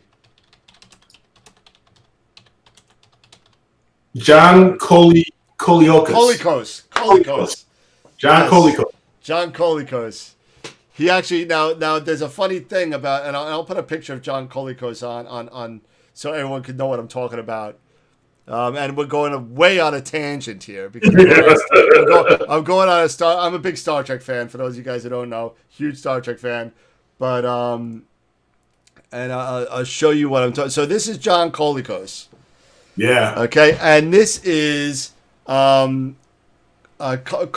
who was the first Klingon you saw. Now, for those of you Star Trek fans out there, the Klingons look very different now. They have these nice cranial ridges and long hair and busted teeth. But he actually was one of the few. The three original Klingons from the original series were actually in one episode or another of either Deep Space Nine. It wasn't Next Generation. Deep Space Nine they were in, and you'll see what he looks like now. He looks like a regular Klingon.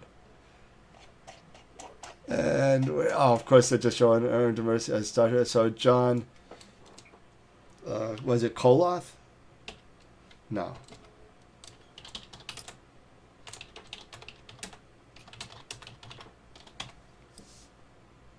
Okay, so that's what he looks like in Deep Space Nine. Okay. So how the hell did that happen? How did that happen? How do you go from that to that? Yeah. It doesn't happen. They actually explained it a little bit more. There was something called what was that? A little bit more evolution. Yeah, well, it was actually a disease that changed him that way. It's a kind of genetic restructuring, and they kind of explained it in I want to say Voyager. I could be wrong, but okay. But anyway, that's my Star Trek tangent. I'm done. Because I could go on with Star Trek all day. Yeah, Mark says, I miss Stargate. Stargate was a great show. Stargate lasted a long time. I enjoyed the movies, and I enjoyed the series as well. That was a good one. What movie?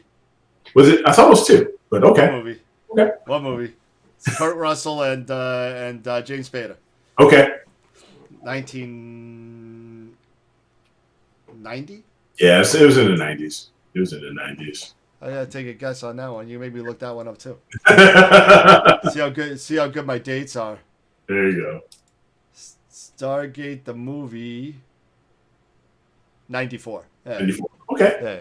Yeah. It was close. Close enough. Close enough, man. Explain the in Enterprise. I don't know what that means. Explain the in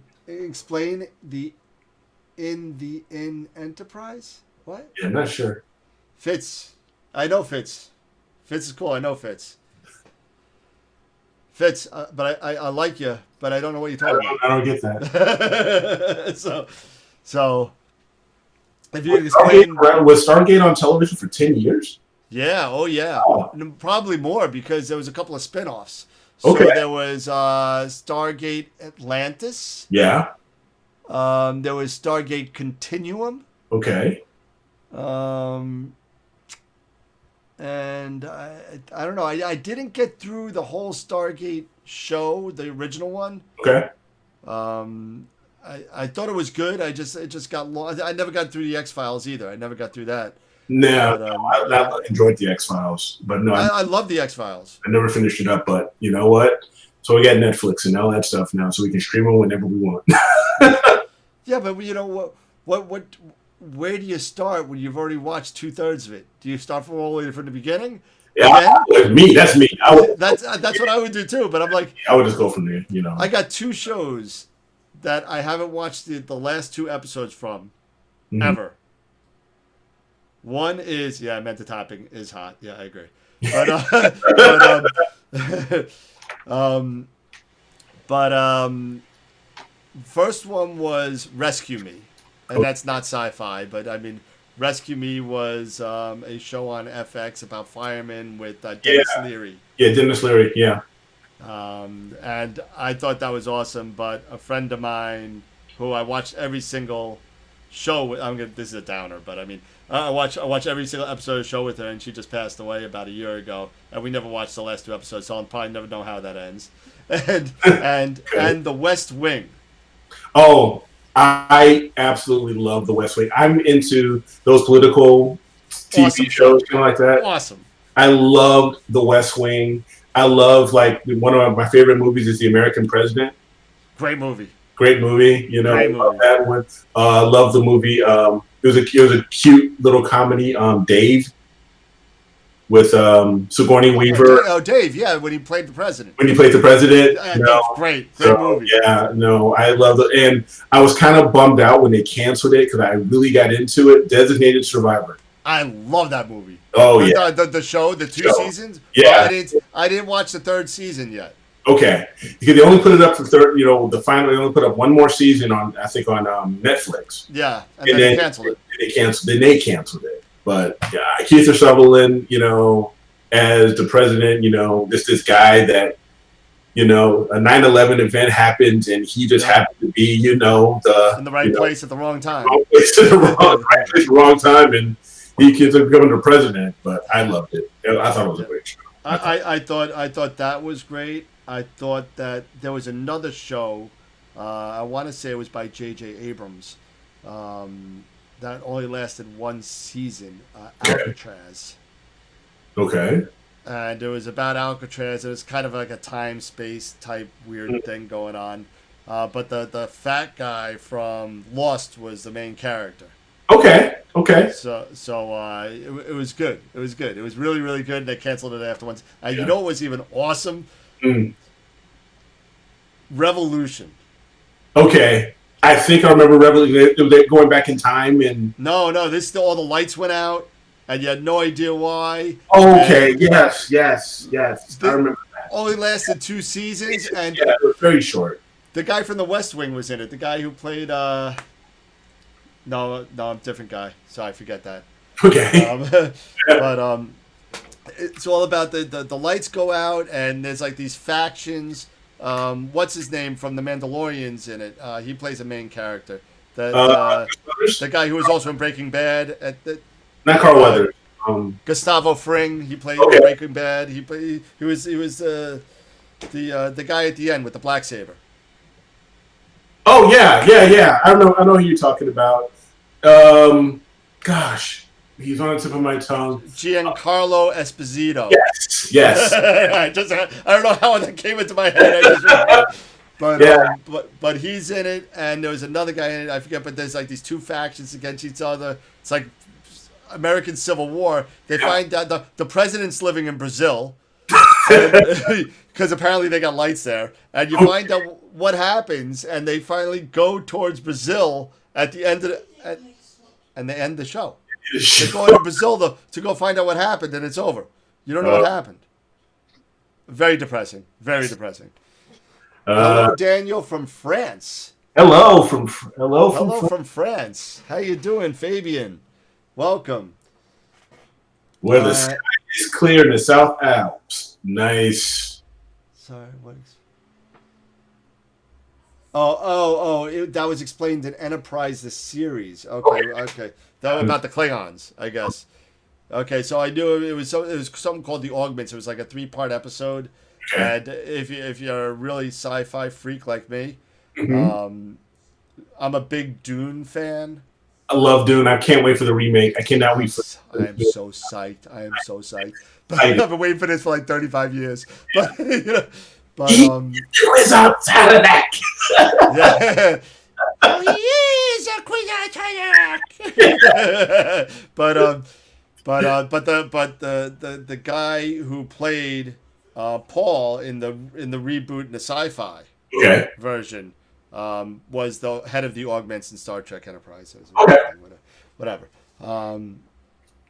Enterprise was just starting to get rolling. People were talking about Enterprise, the show. Yeah. That's what we were talking about. And What do you think of Picard? What's that? Think of Picard. What was that? What do you think of Picard?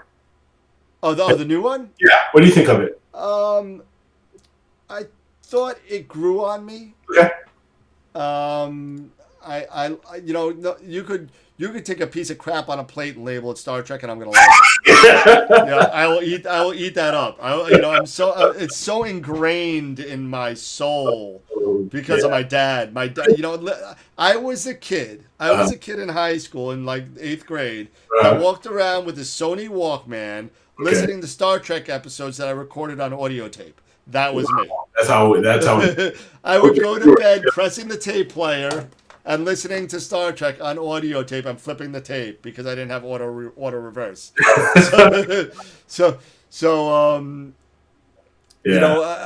Picard was good. I like Discovery. Okay.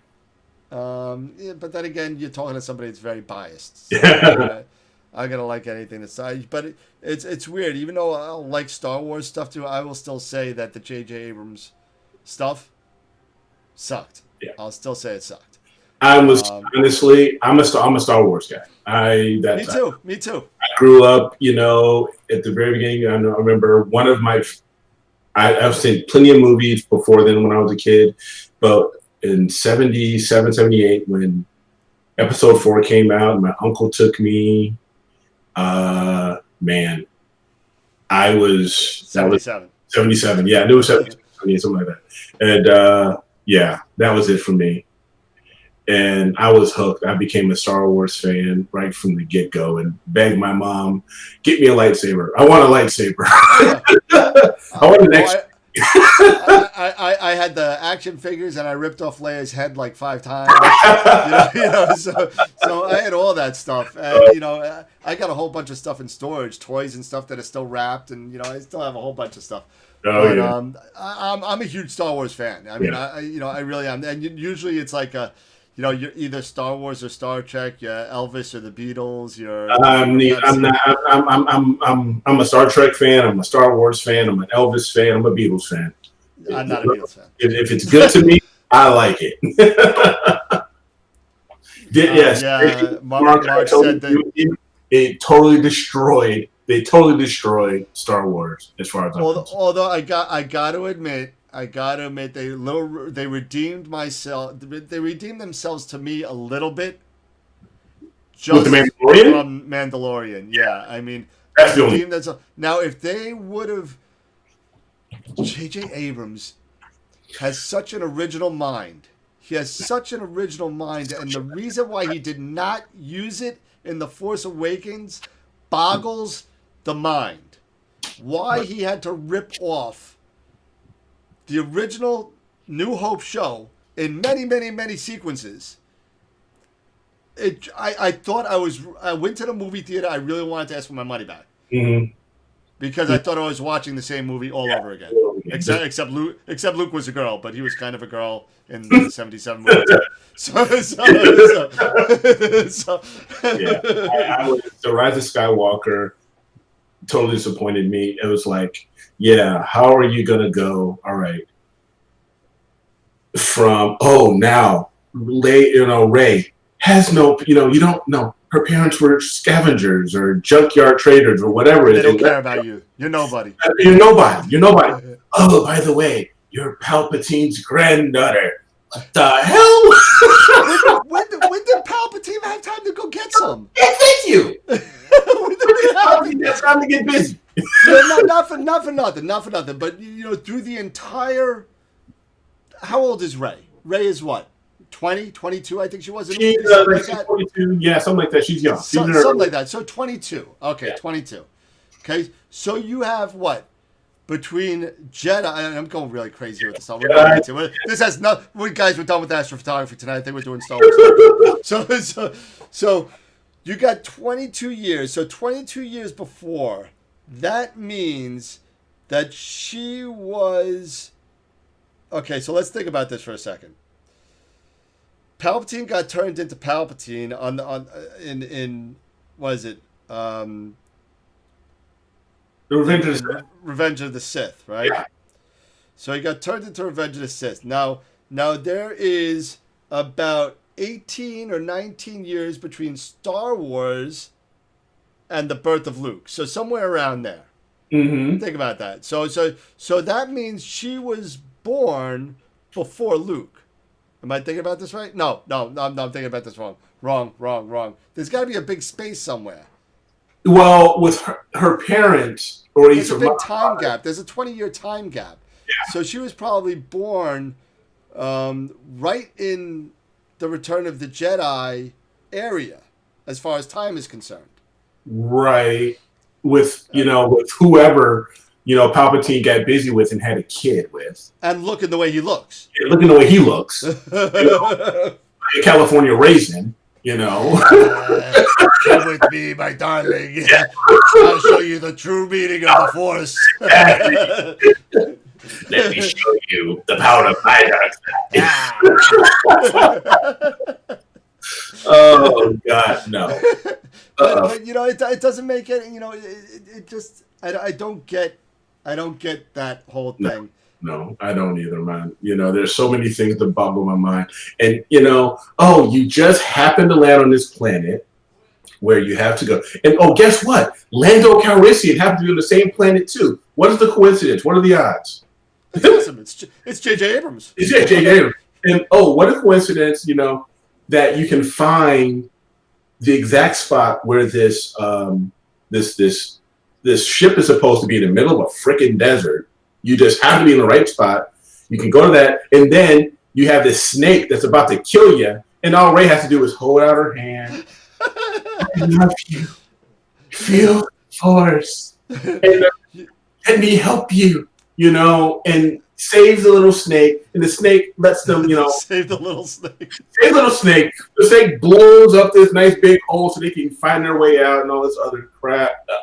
Give me a break, man. So the stupidest scene in any Star Wars movie. Yeah. Out of all 9 of them, beats Jar Jar Binks, anything he's in. Oh, this had to be stupid then. Beats anything on you talk about that was dumb. The prequels were like worse than anything. I mean, that was just horrible. But let me tell you something. The dumbest, not the stupidest, the dumbest was sucking Leia out of a ship and then her being frozen and still being able to use the Force to suck her ass back in the ship. Yes. What the hell was that about? I went to my brother. I'm watching it with my brother, and because we've seen every movie together. Yeah. And I look at him, and I'm sorry I'm saying this. I said, "Are you fucking kidding me?" I'm sorry. I said, this is why you don't get somebody that does the Fast and the Furious to direct a Star Wars movie. You just don't do it. They don't mix. Oh, and it didn't even look good. Tarkin in the first in Rogue One looked better than Leia looked 5 years later. Yeah, Jedi. Yeah. It was just horrible, man. It was horrible. Sorry about the cursing. No problem. That's not fine, for kids. All right, Astro. Get back to Astro here real quick. Yeah. Okay. Sorry. Well, Let's go. We're back. We're back. We're getting back here for a second. So, if I get a pier, it's either going to be a metal pier. If Tim was able to help me out, help a brother out, and get me a metal pier, I'll get the metal pier. If not, then I'm going to go the route that TJ's going to go. He's building his pier out of concrete. He's going to, so I'm going to go that route. But the big thing is we've been talking about, me at least, I've been talking to my wife. I want to build an observatory. Yeah. Don't we all? I want to get, I want to build an observatory. And so I've been looking, and I think I might have a solution for myself. Okay. I think that I was looking at a roll-off roof observatory, but I don't think I'm going to have necessarily enough space for it in my backyard. So what I'm looking at is an actual rolling shed. I'm going to get... I saw that somewhere where they actually had the shed on rails. Yeah, they had a shed on rails. So I'm thinking I'm actually going to look at that, where I'm going to get a Rubbermaid or some type of resin shed, 7x7 shed. And I'm going to put it on rails.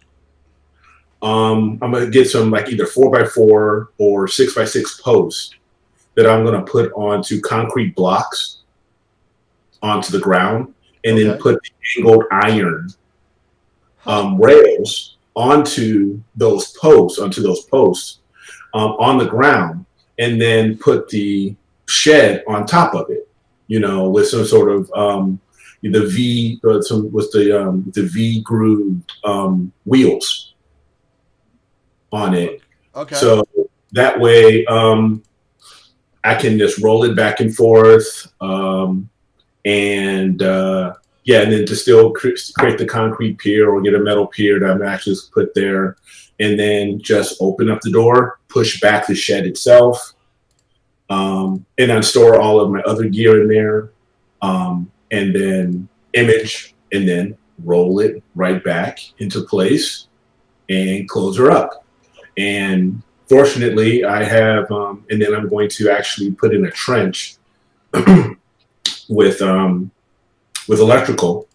I'm gonna run some electrical because I actually am going to convert.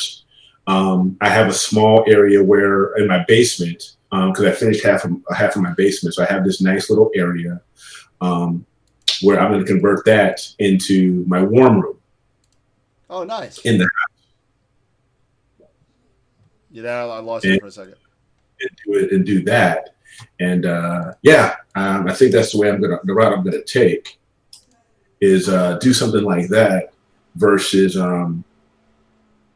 doing the whole roll off roof, because I just don't think I have enough space for the roof to to have that extra space. But yeah, lost your audio. What's that? You there? Hello? Hold on. Check 1 2. Hello? You got me? Yeah, I got you. Okay. Okay. Actually, somebody was asking what's a roll-off roof. I got a picture of it here. I'm going to show it real quick just to show what's going on here. So I'll show you what the roll-off roof looks like. Yep. And so basically, you make a shed. Yeah. And the top is on rails. And basically, some people use the garage door opener rails and wheels. Some people use pulleys. Some people, whatever you do, Yep. you take this and it pushes off to the other side. On the other side of rails, opens up the area where your telescope is and rolls back on like that. Exactly. That's it. That's what it kind of. There's another one. That's another one. A kind of little smaller one. Yeah, it's a little smaller one. You know, I mean, there are plenty of big ones out there, kind of like that. Yeah. You know. So there's different things that you could do, and there's another one, and I wish I had the picture of it, of the one with that shed that you're talking about that rolls on the. Yeah, it's a roll off. It's a rolling shed. Rolling shed observatory, what they call it. Is it actually called Rolling Shed Observatory? I think it's called a rolling shed observatory. Yeah. See. Rolling shed.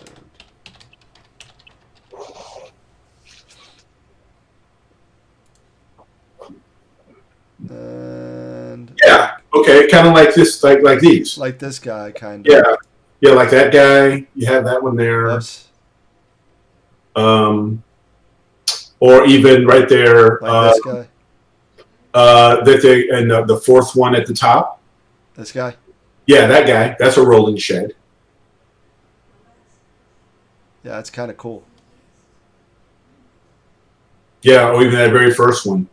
So looking at something like that. Yeah. You just roll it. Yeah, it's kind of cool. Yeah. So I'm going to look into that. Might be my project next year.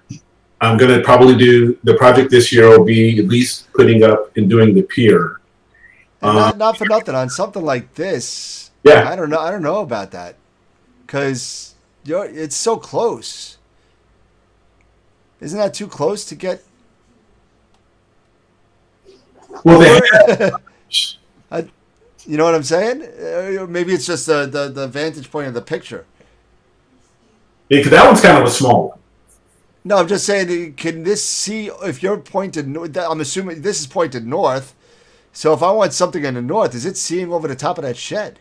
Yeah, I'm not sure how they have it situated. I know I'm going to have mine where my scope itself is pointing north, and I'm going to be rolling the shed away to the east. See, that would make sense. So at least that way it's not obstructing my view of anything. And the pier's got to be tall enough to reach over the top of the shed. Yeah. Without hitting the top of the shed. Right. You know, so Exactly. so but that's actually kind of a cool thing. And let's see, we got I have a shed for ape only for astro processing. And he's got his he's got his telescope in a little He got those itty bitty rolling. That one has Rubbermaid kind of shed. That's like a Rubbermaid rolling roof shed. They're built to roll the roof off. At least Yeah, at least part of it. Yeah, I have one in my backyard. Yeah. Actually, I don't even know what to use it for. But Okay. Hey, if you take a look down, go right to your back to that one screen you were at, where all the images were. Yeah, if you go over to your right side and look down underneath this main one that you were looking at, there's the third one on the top. From the top there, if you go down, it's number 3, the third image. This one? Yeah, if you just it's in that first row, the third image. The first row, the third image. This one, Rollaway Observatory. Yeah, if you go, the one that's to the right. This is as far right as it goes. Yeah, that one. Yeah, that one. Yeah, that one. Yep, that's the one. This one here. Yeah, that's the one. That's what inspired me. See, that looks like it'll go over. That looks like it's high enough that it goes over, and this is far back enough where, you're not going to get the top of the shed if you were looking over here. Exactly. So that's what gave me the idea. I mean, that looks pretty cool. I mean, I don't think I don't have the link anymore. So it's just showing on Pinterest right now. But that's what gave me the idea. Or something like that. I saw somebody that had one on Facebook that rolled their shed like that. But I don't. It's the guy. I think he started the Backyard Astronomy Maybe. Backyard Astronomy Club. He has a rolling shed. Because he built his, I think he did one in Texas, and then he did this most recent one in Missouri. And when he moved to up near St. Louis, and he's got a warm room in his garage. But he has something very similar. So I'm thinking I might go for that route. I'm thinking we're going to do the Stacey Downton thing and just put a pole in the middle of my yard, because that's good. That would be awesome. And you know, I mean, and it doesn't. I'm gonna assume that, you know, if you had the wherewithal, which I don't, it doesn't take that much. I mean, I could hire my friend to probably build it. Right. You know, for not, you know, not that expensive. I mean, what is it? Concrete and some bolts. I mean, really? Yeah. You know, That's it. Or or buy the pier and Yeah. tell them this is where I want it. Yep. And all I need is a plate for the atlas. Yeah. Or you just get the sonotube. You just dig down, you know, wherever below your frost line, you know, the 2.5, 3 feet or whatever it has to be. And then, just fill it up with some some concrete, you know, that quickcrete or whatever it is. And, Yeah, whether the saccrete or whatever it's called. Yeah, go for there. Absolutely. That may not be a bad idea, because it doesn't look like we're moving anytime soon. So, Yeah. so No, we're definitely moving. this is kind of cool. That is interesting. Yeah, Chris just shot me this link. Yeah, did you see the first one where the Yeah, it's actually folding down. It's coming down. That is like? I wish there was more pictures of it, but I mean, you know, how far does it go down? Does it go all the way down? I think it goes all the way down to the ground. It actually lays it down. Yeah, it actually went all the way down. That is interesting. That is cool. I wonder how easy it is to bring back up. Yeah, that's a good question. I don't know. Not look light.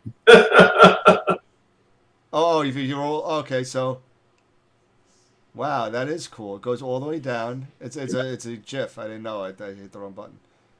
But how does it go back up without? I wish I could see the back of it. Yeah, I would like to. You know, they gotta have something back there, because I don't see a person back there. Yeah, that's a really nice idea. That's cool. That is cool. Yeah, no, I like that. That's nice. Yeah, because we even got so I think I told you and Tim that I had no idea how many astronomy companies were here, just not too far from me here in the Chicagoland and Rockford area. Oh, yeah. So we've got Astrophysics, which is McChesney Park, which is the town right next to me.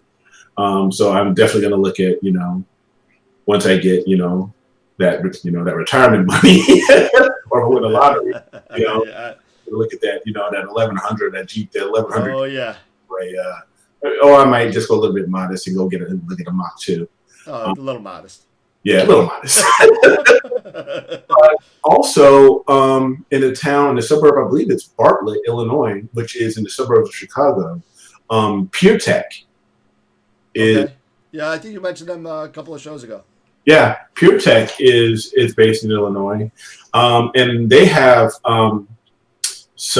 metal or aluminum roll off roof sheds. Okay. And they're really nice looking. They've also have metal piers. They have the telescoping metal pier.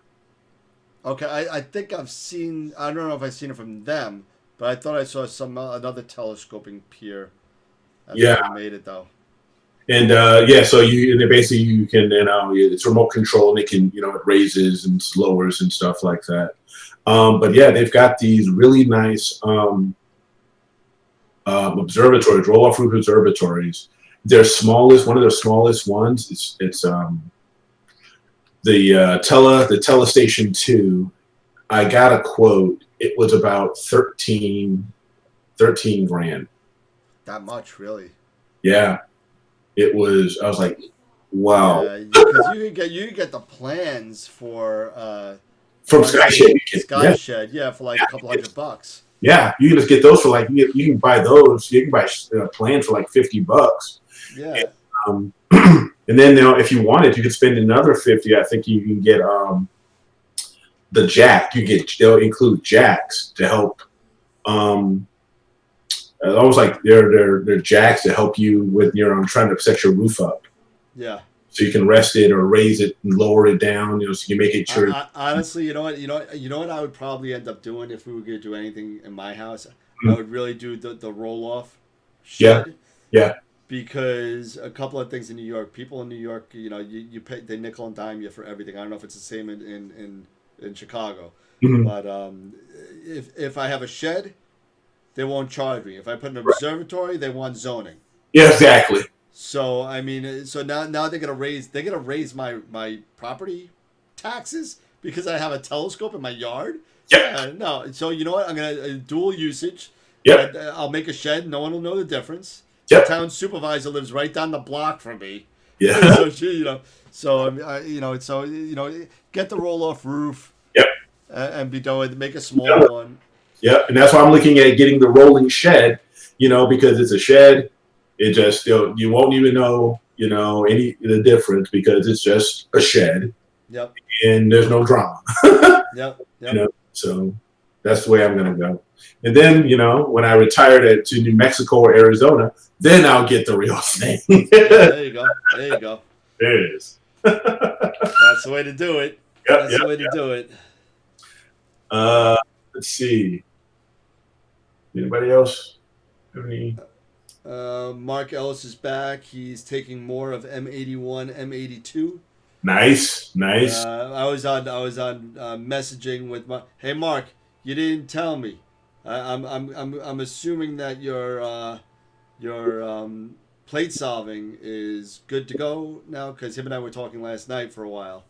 I'm thinking he had some issue with his image scales and he couldn't plate solve, so we figured that out. And he was able to plate solve last night for the first time. So I'm thinking there he hasn't been complaining, so I'm guessing. Not saying that you're complaining, Mark, but you haven't been saying anything about your plate solving, so I'm assuming you're good to go. So I hope you are. Do you need to add climate control? I'd be concerned about humidity when not in use.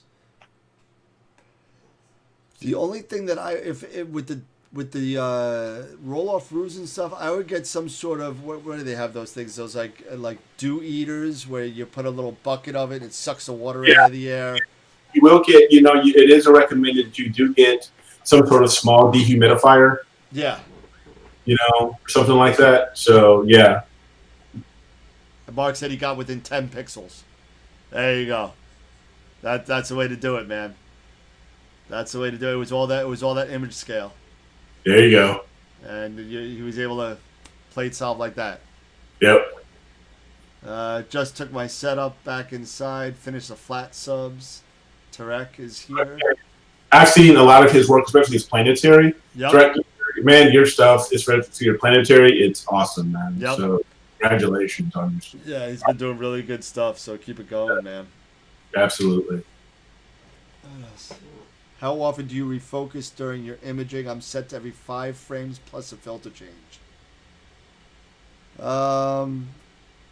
Let's see. So I refocus, I think about the same every 5 frames.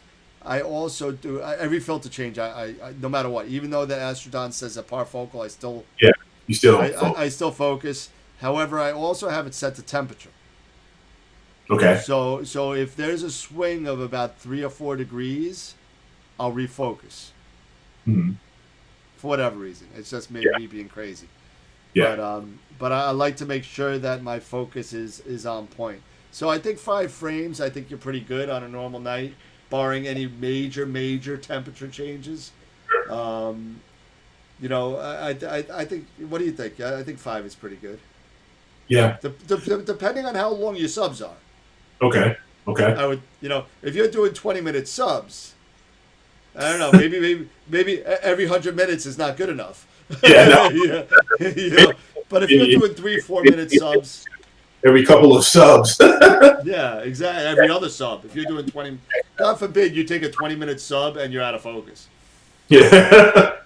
Refocus every 0.75 degrees Celsius. I will Okay. say that's about 3 or 4 degrees Fahrenheit. Like I said, I'm not 100% sure. I'm gonna have Okay. to look that up. 'Cause One my thing I'm math. looking with the ASI Air, with the Pro, they have the Pro out now, and I'm still waiting for mine. You Yeah, know, me too. they, Just like the rest of the world. yep.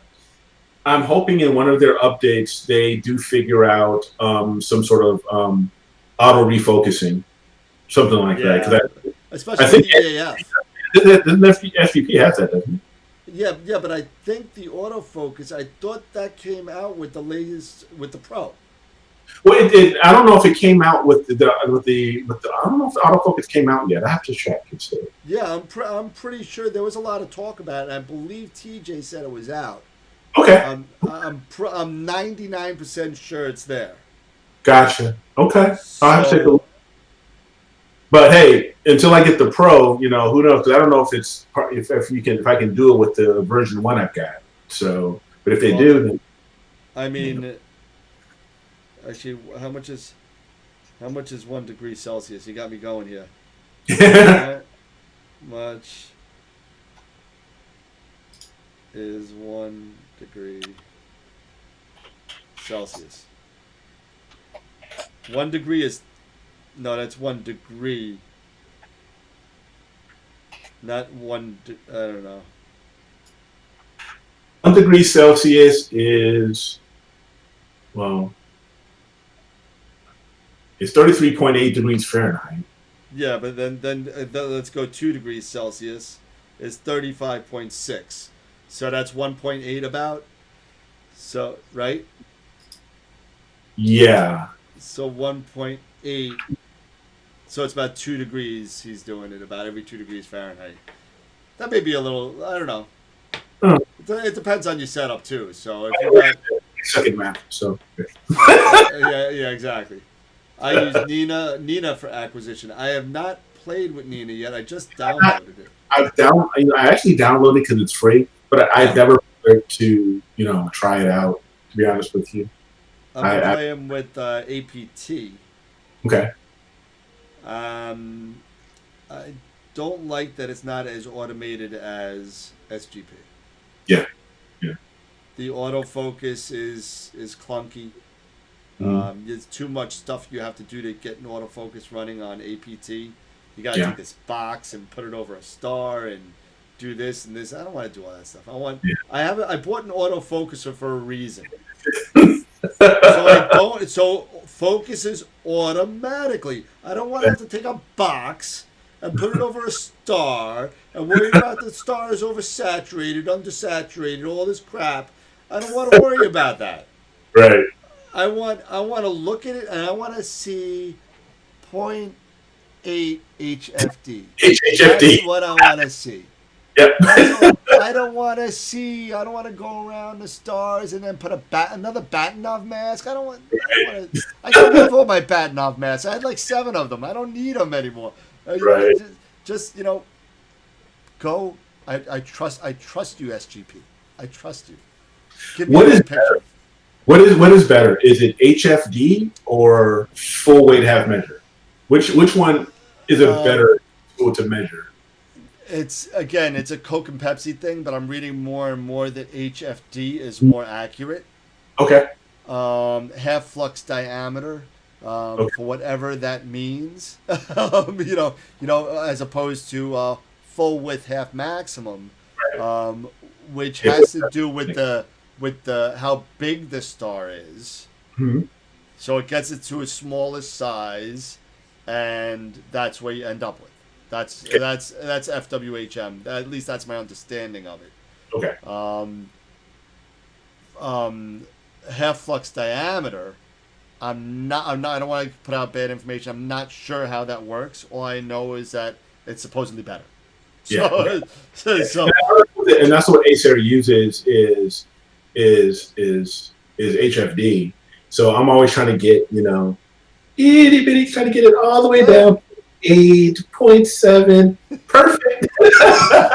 I'm good. I'm not gonna get any better than that. And if you're at 1, you'll blame it on the crappy seeing you have in Chicago.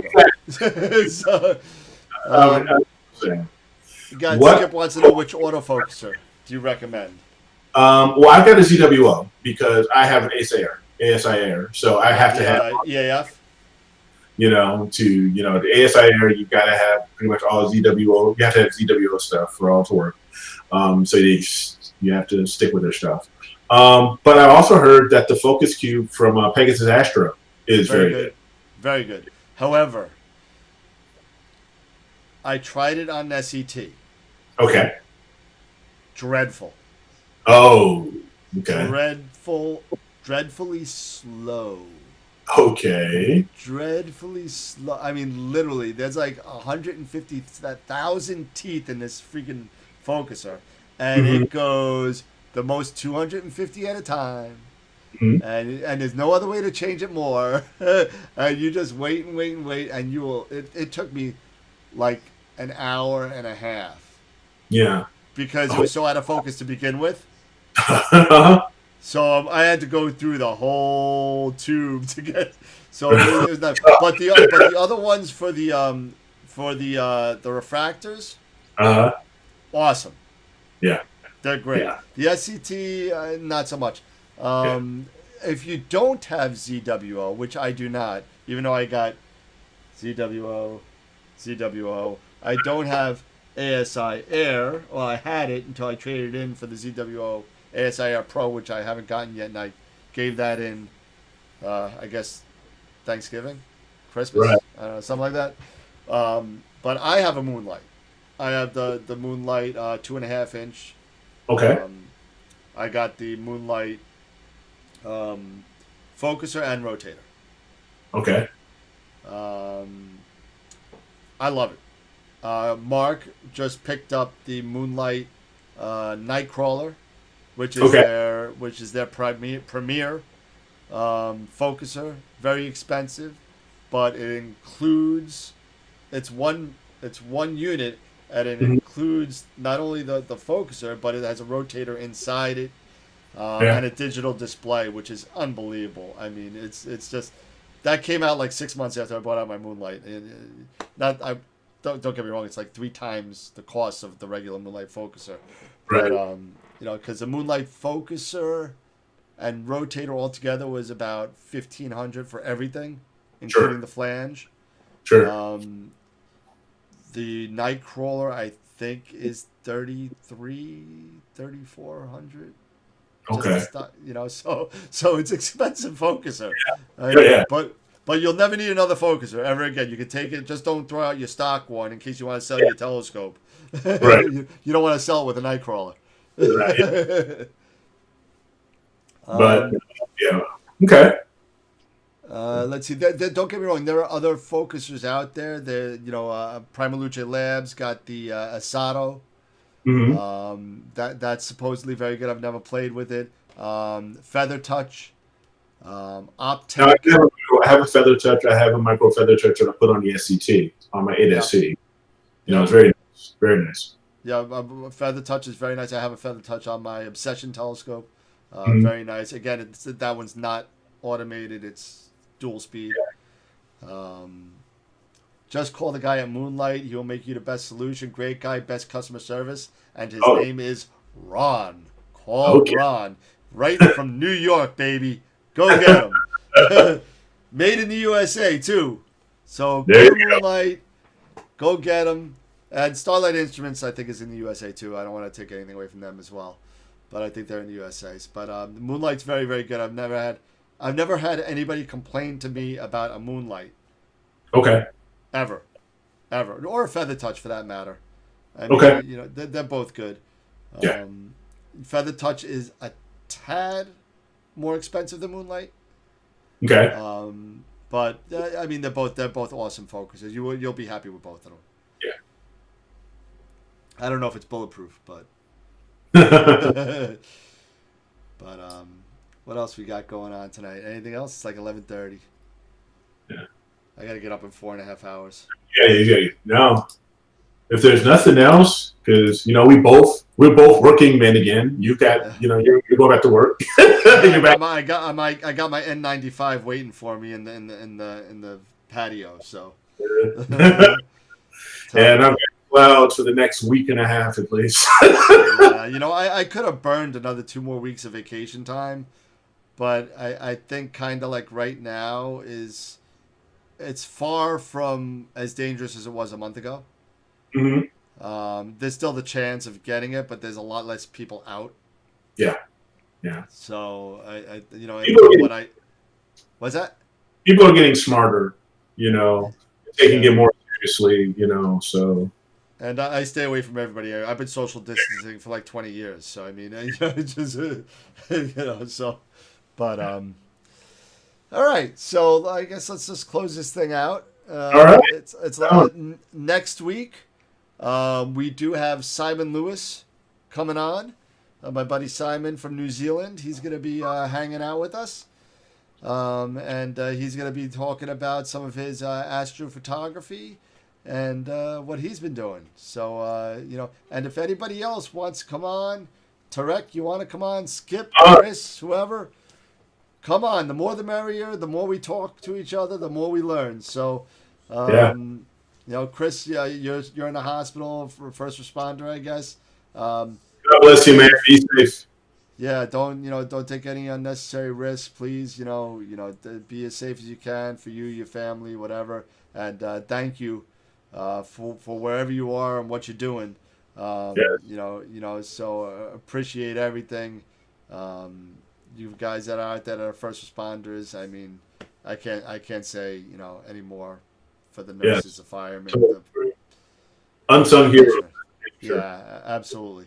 So on that note, and on the Star Trek, Star Wars Dune tangent,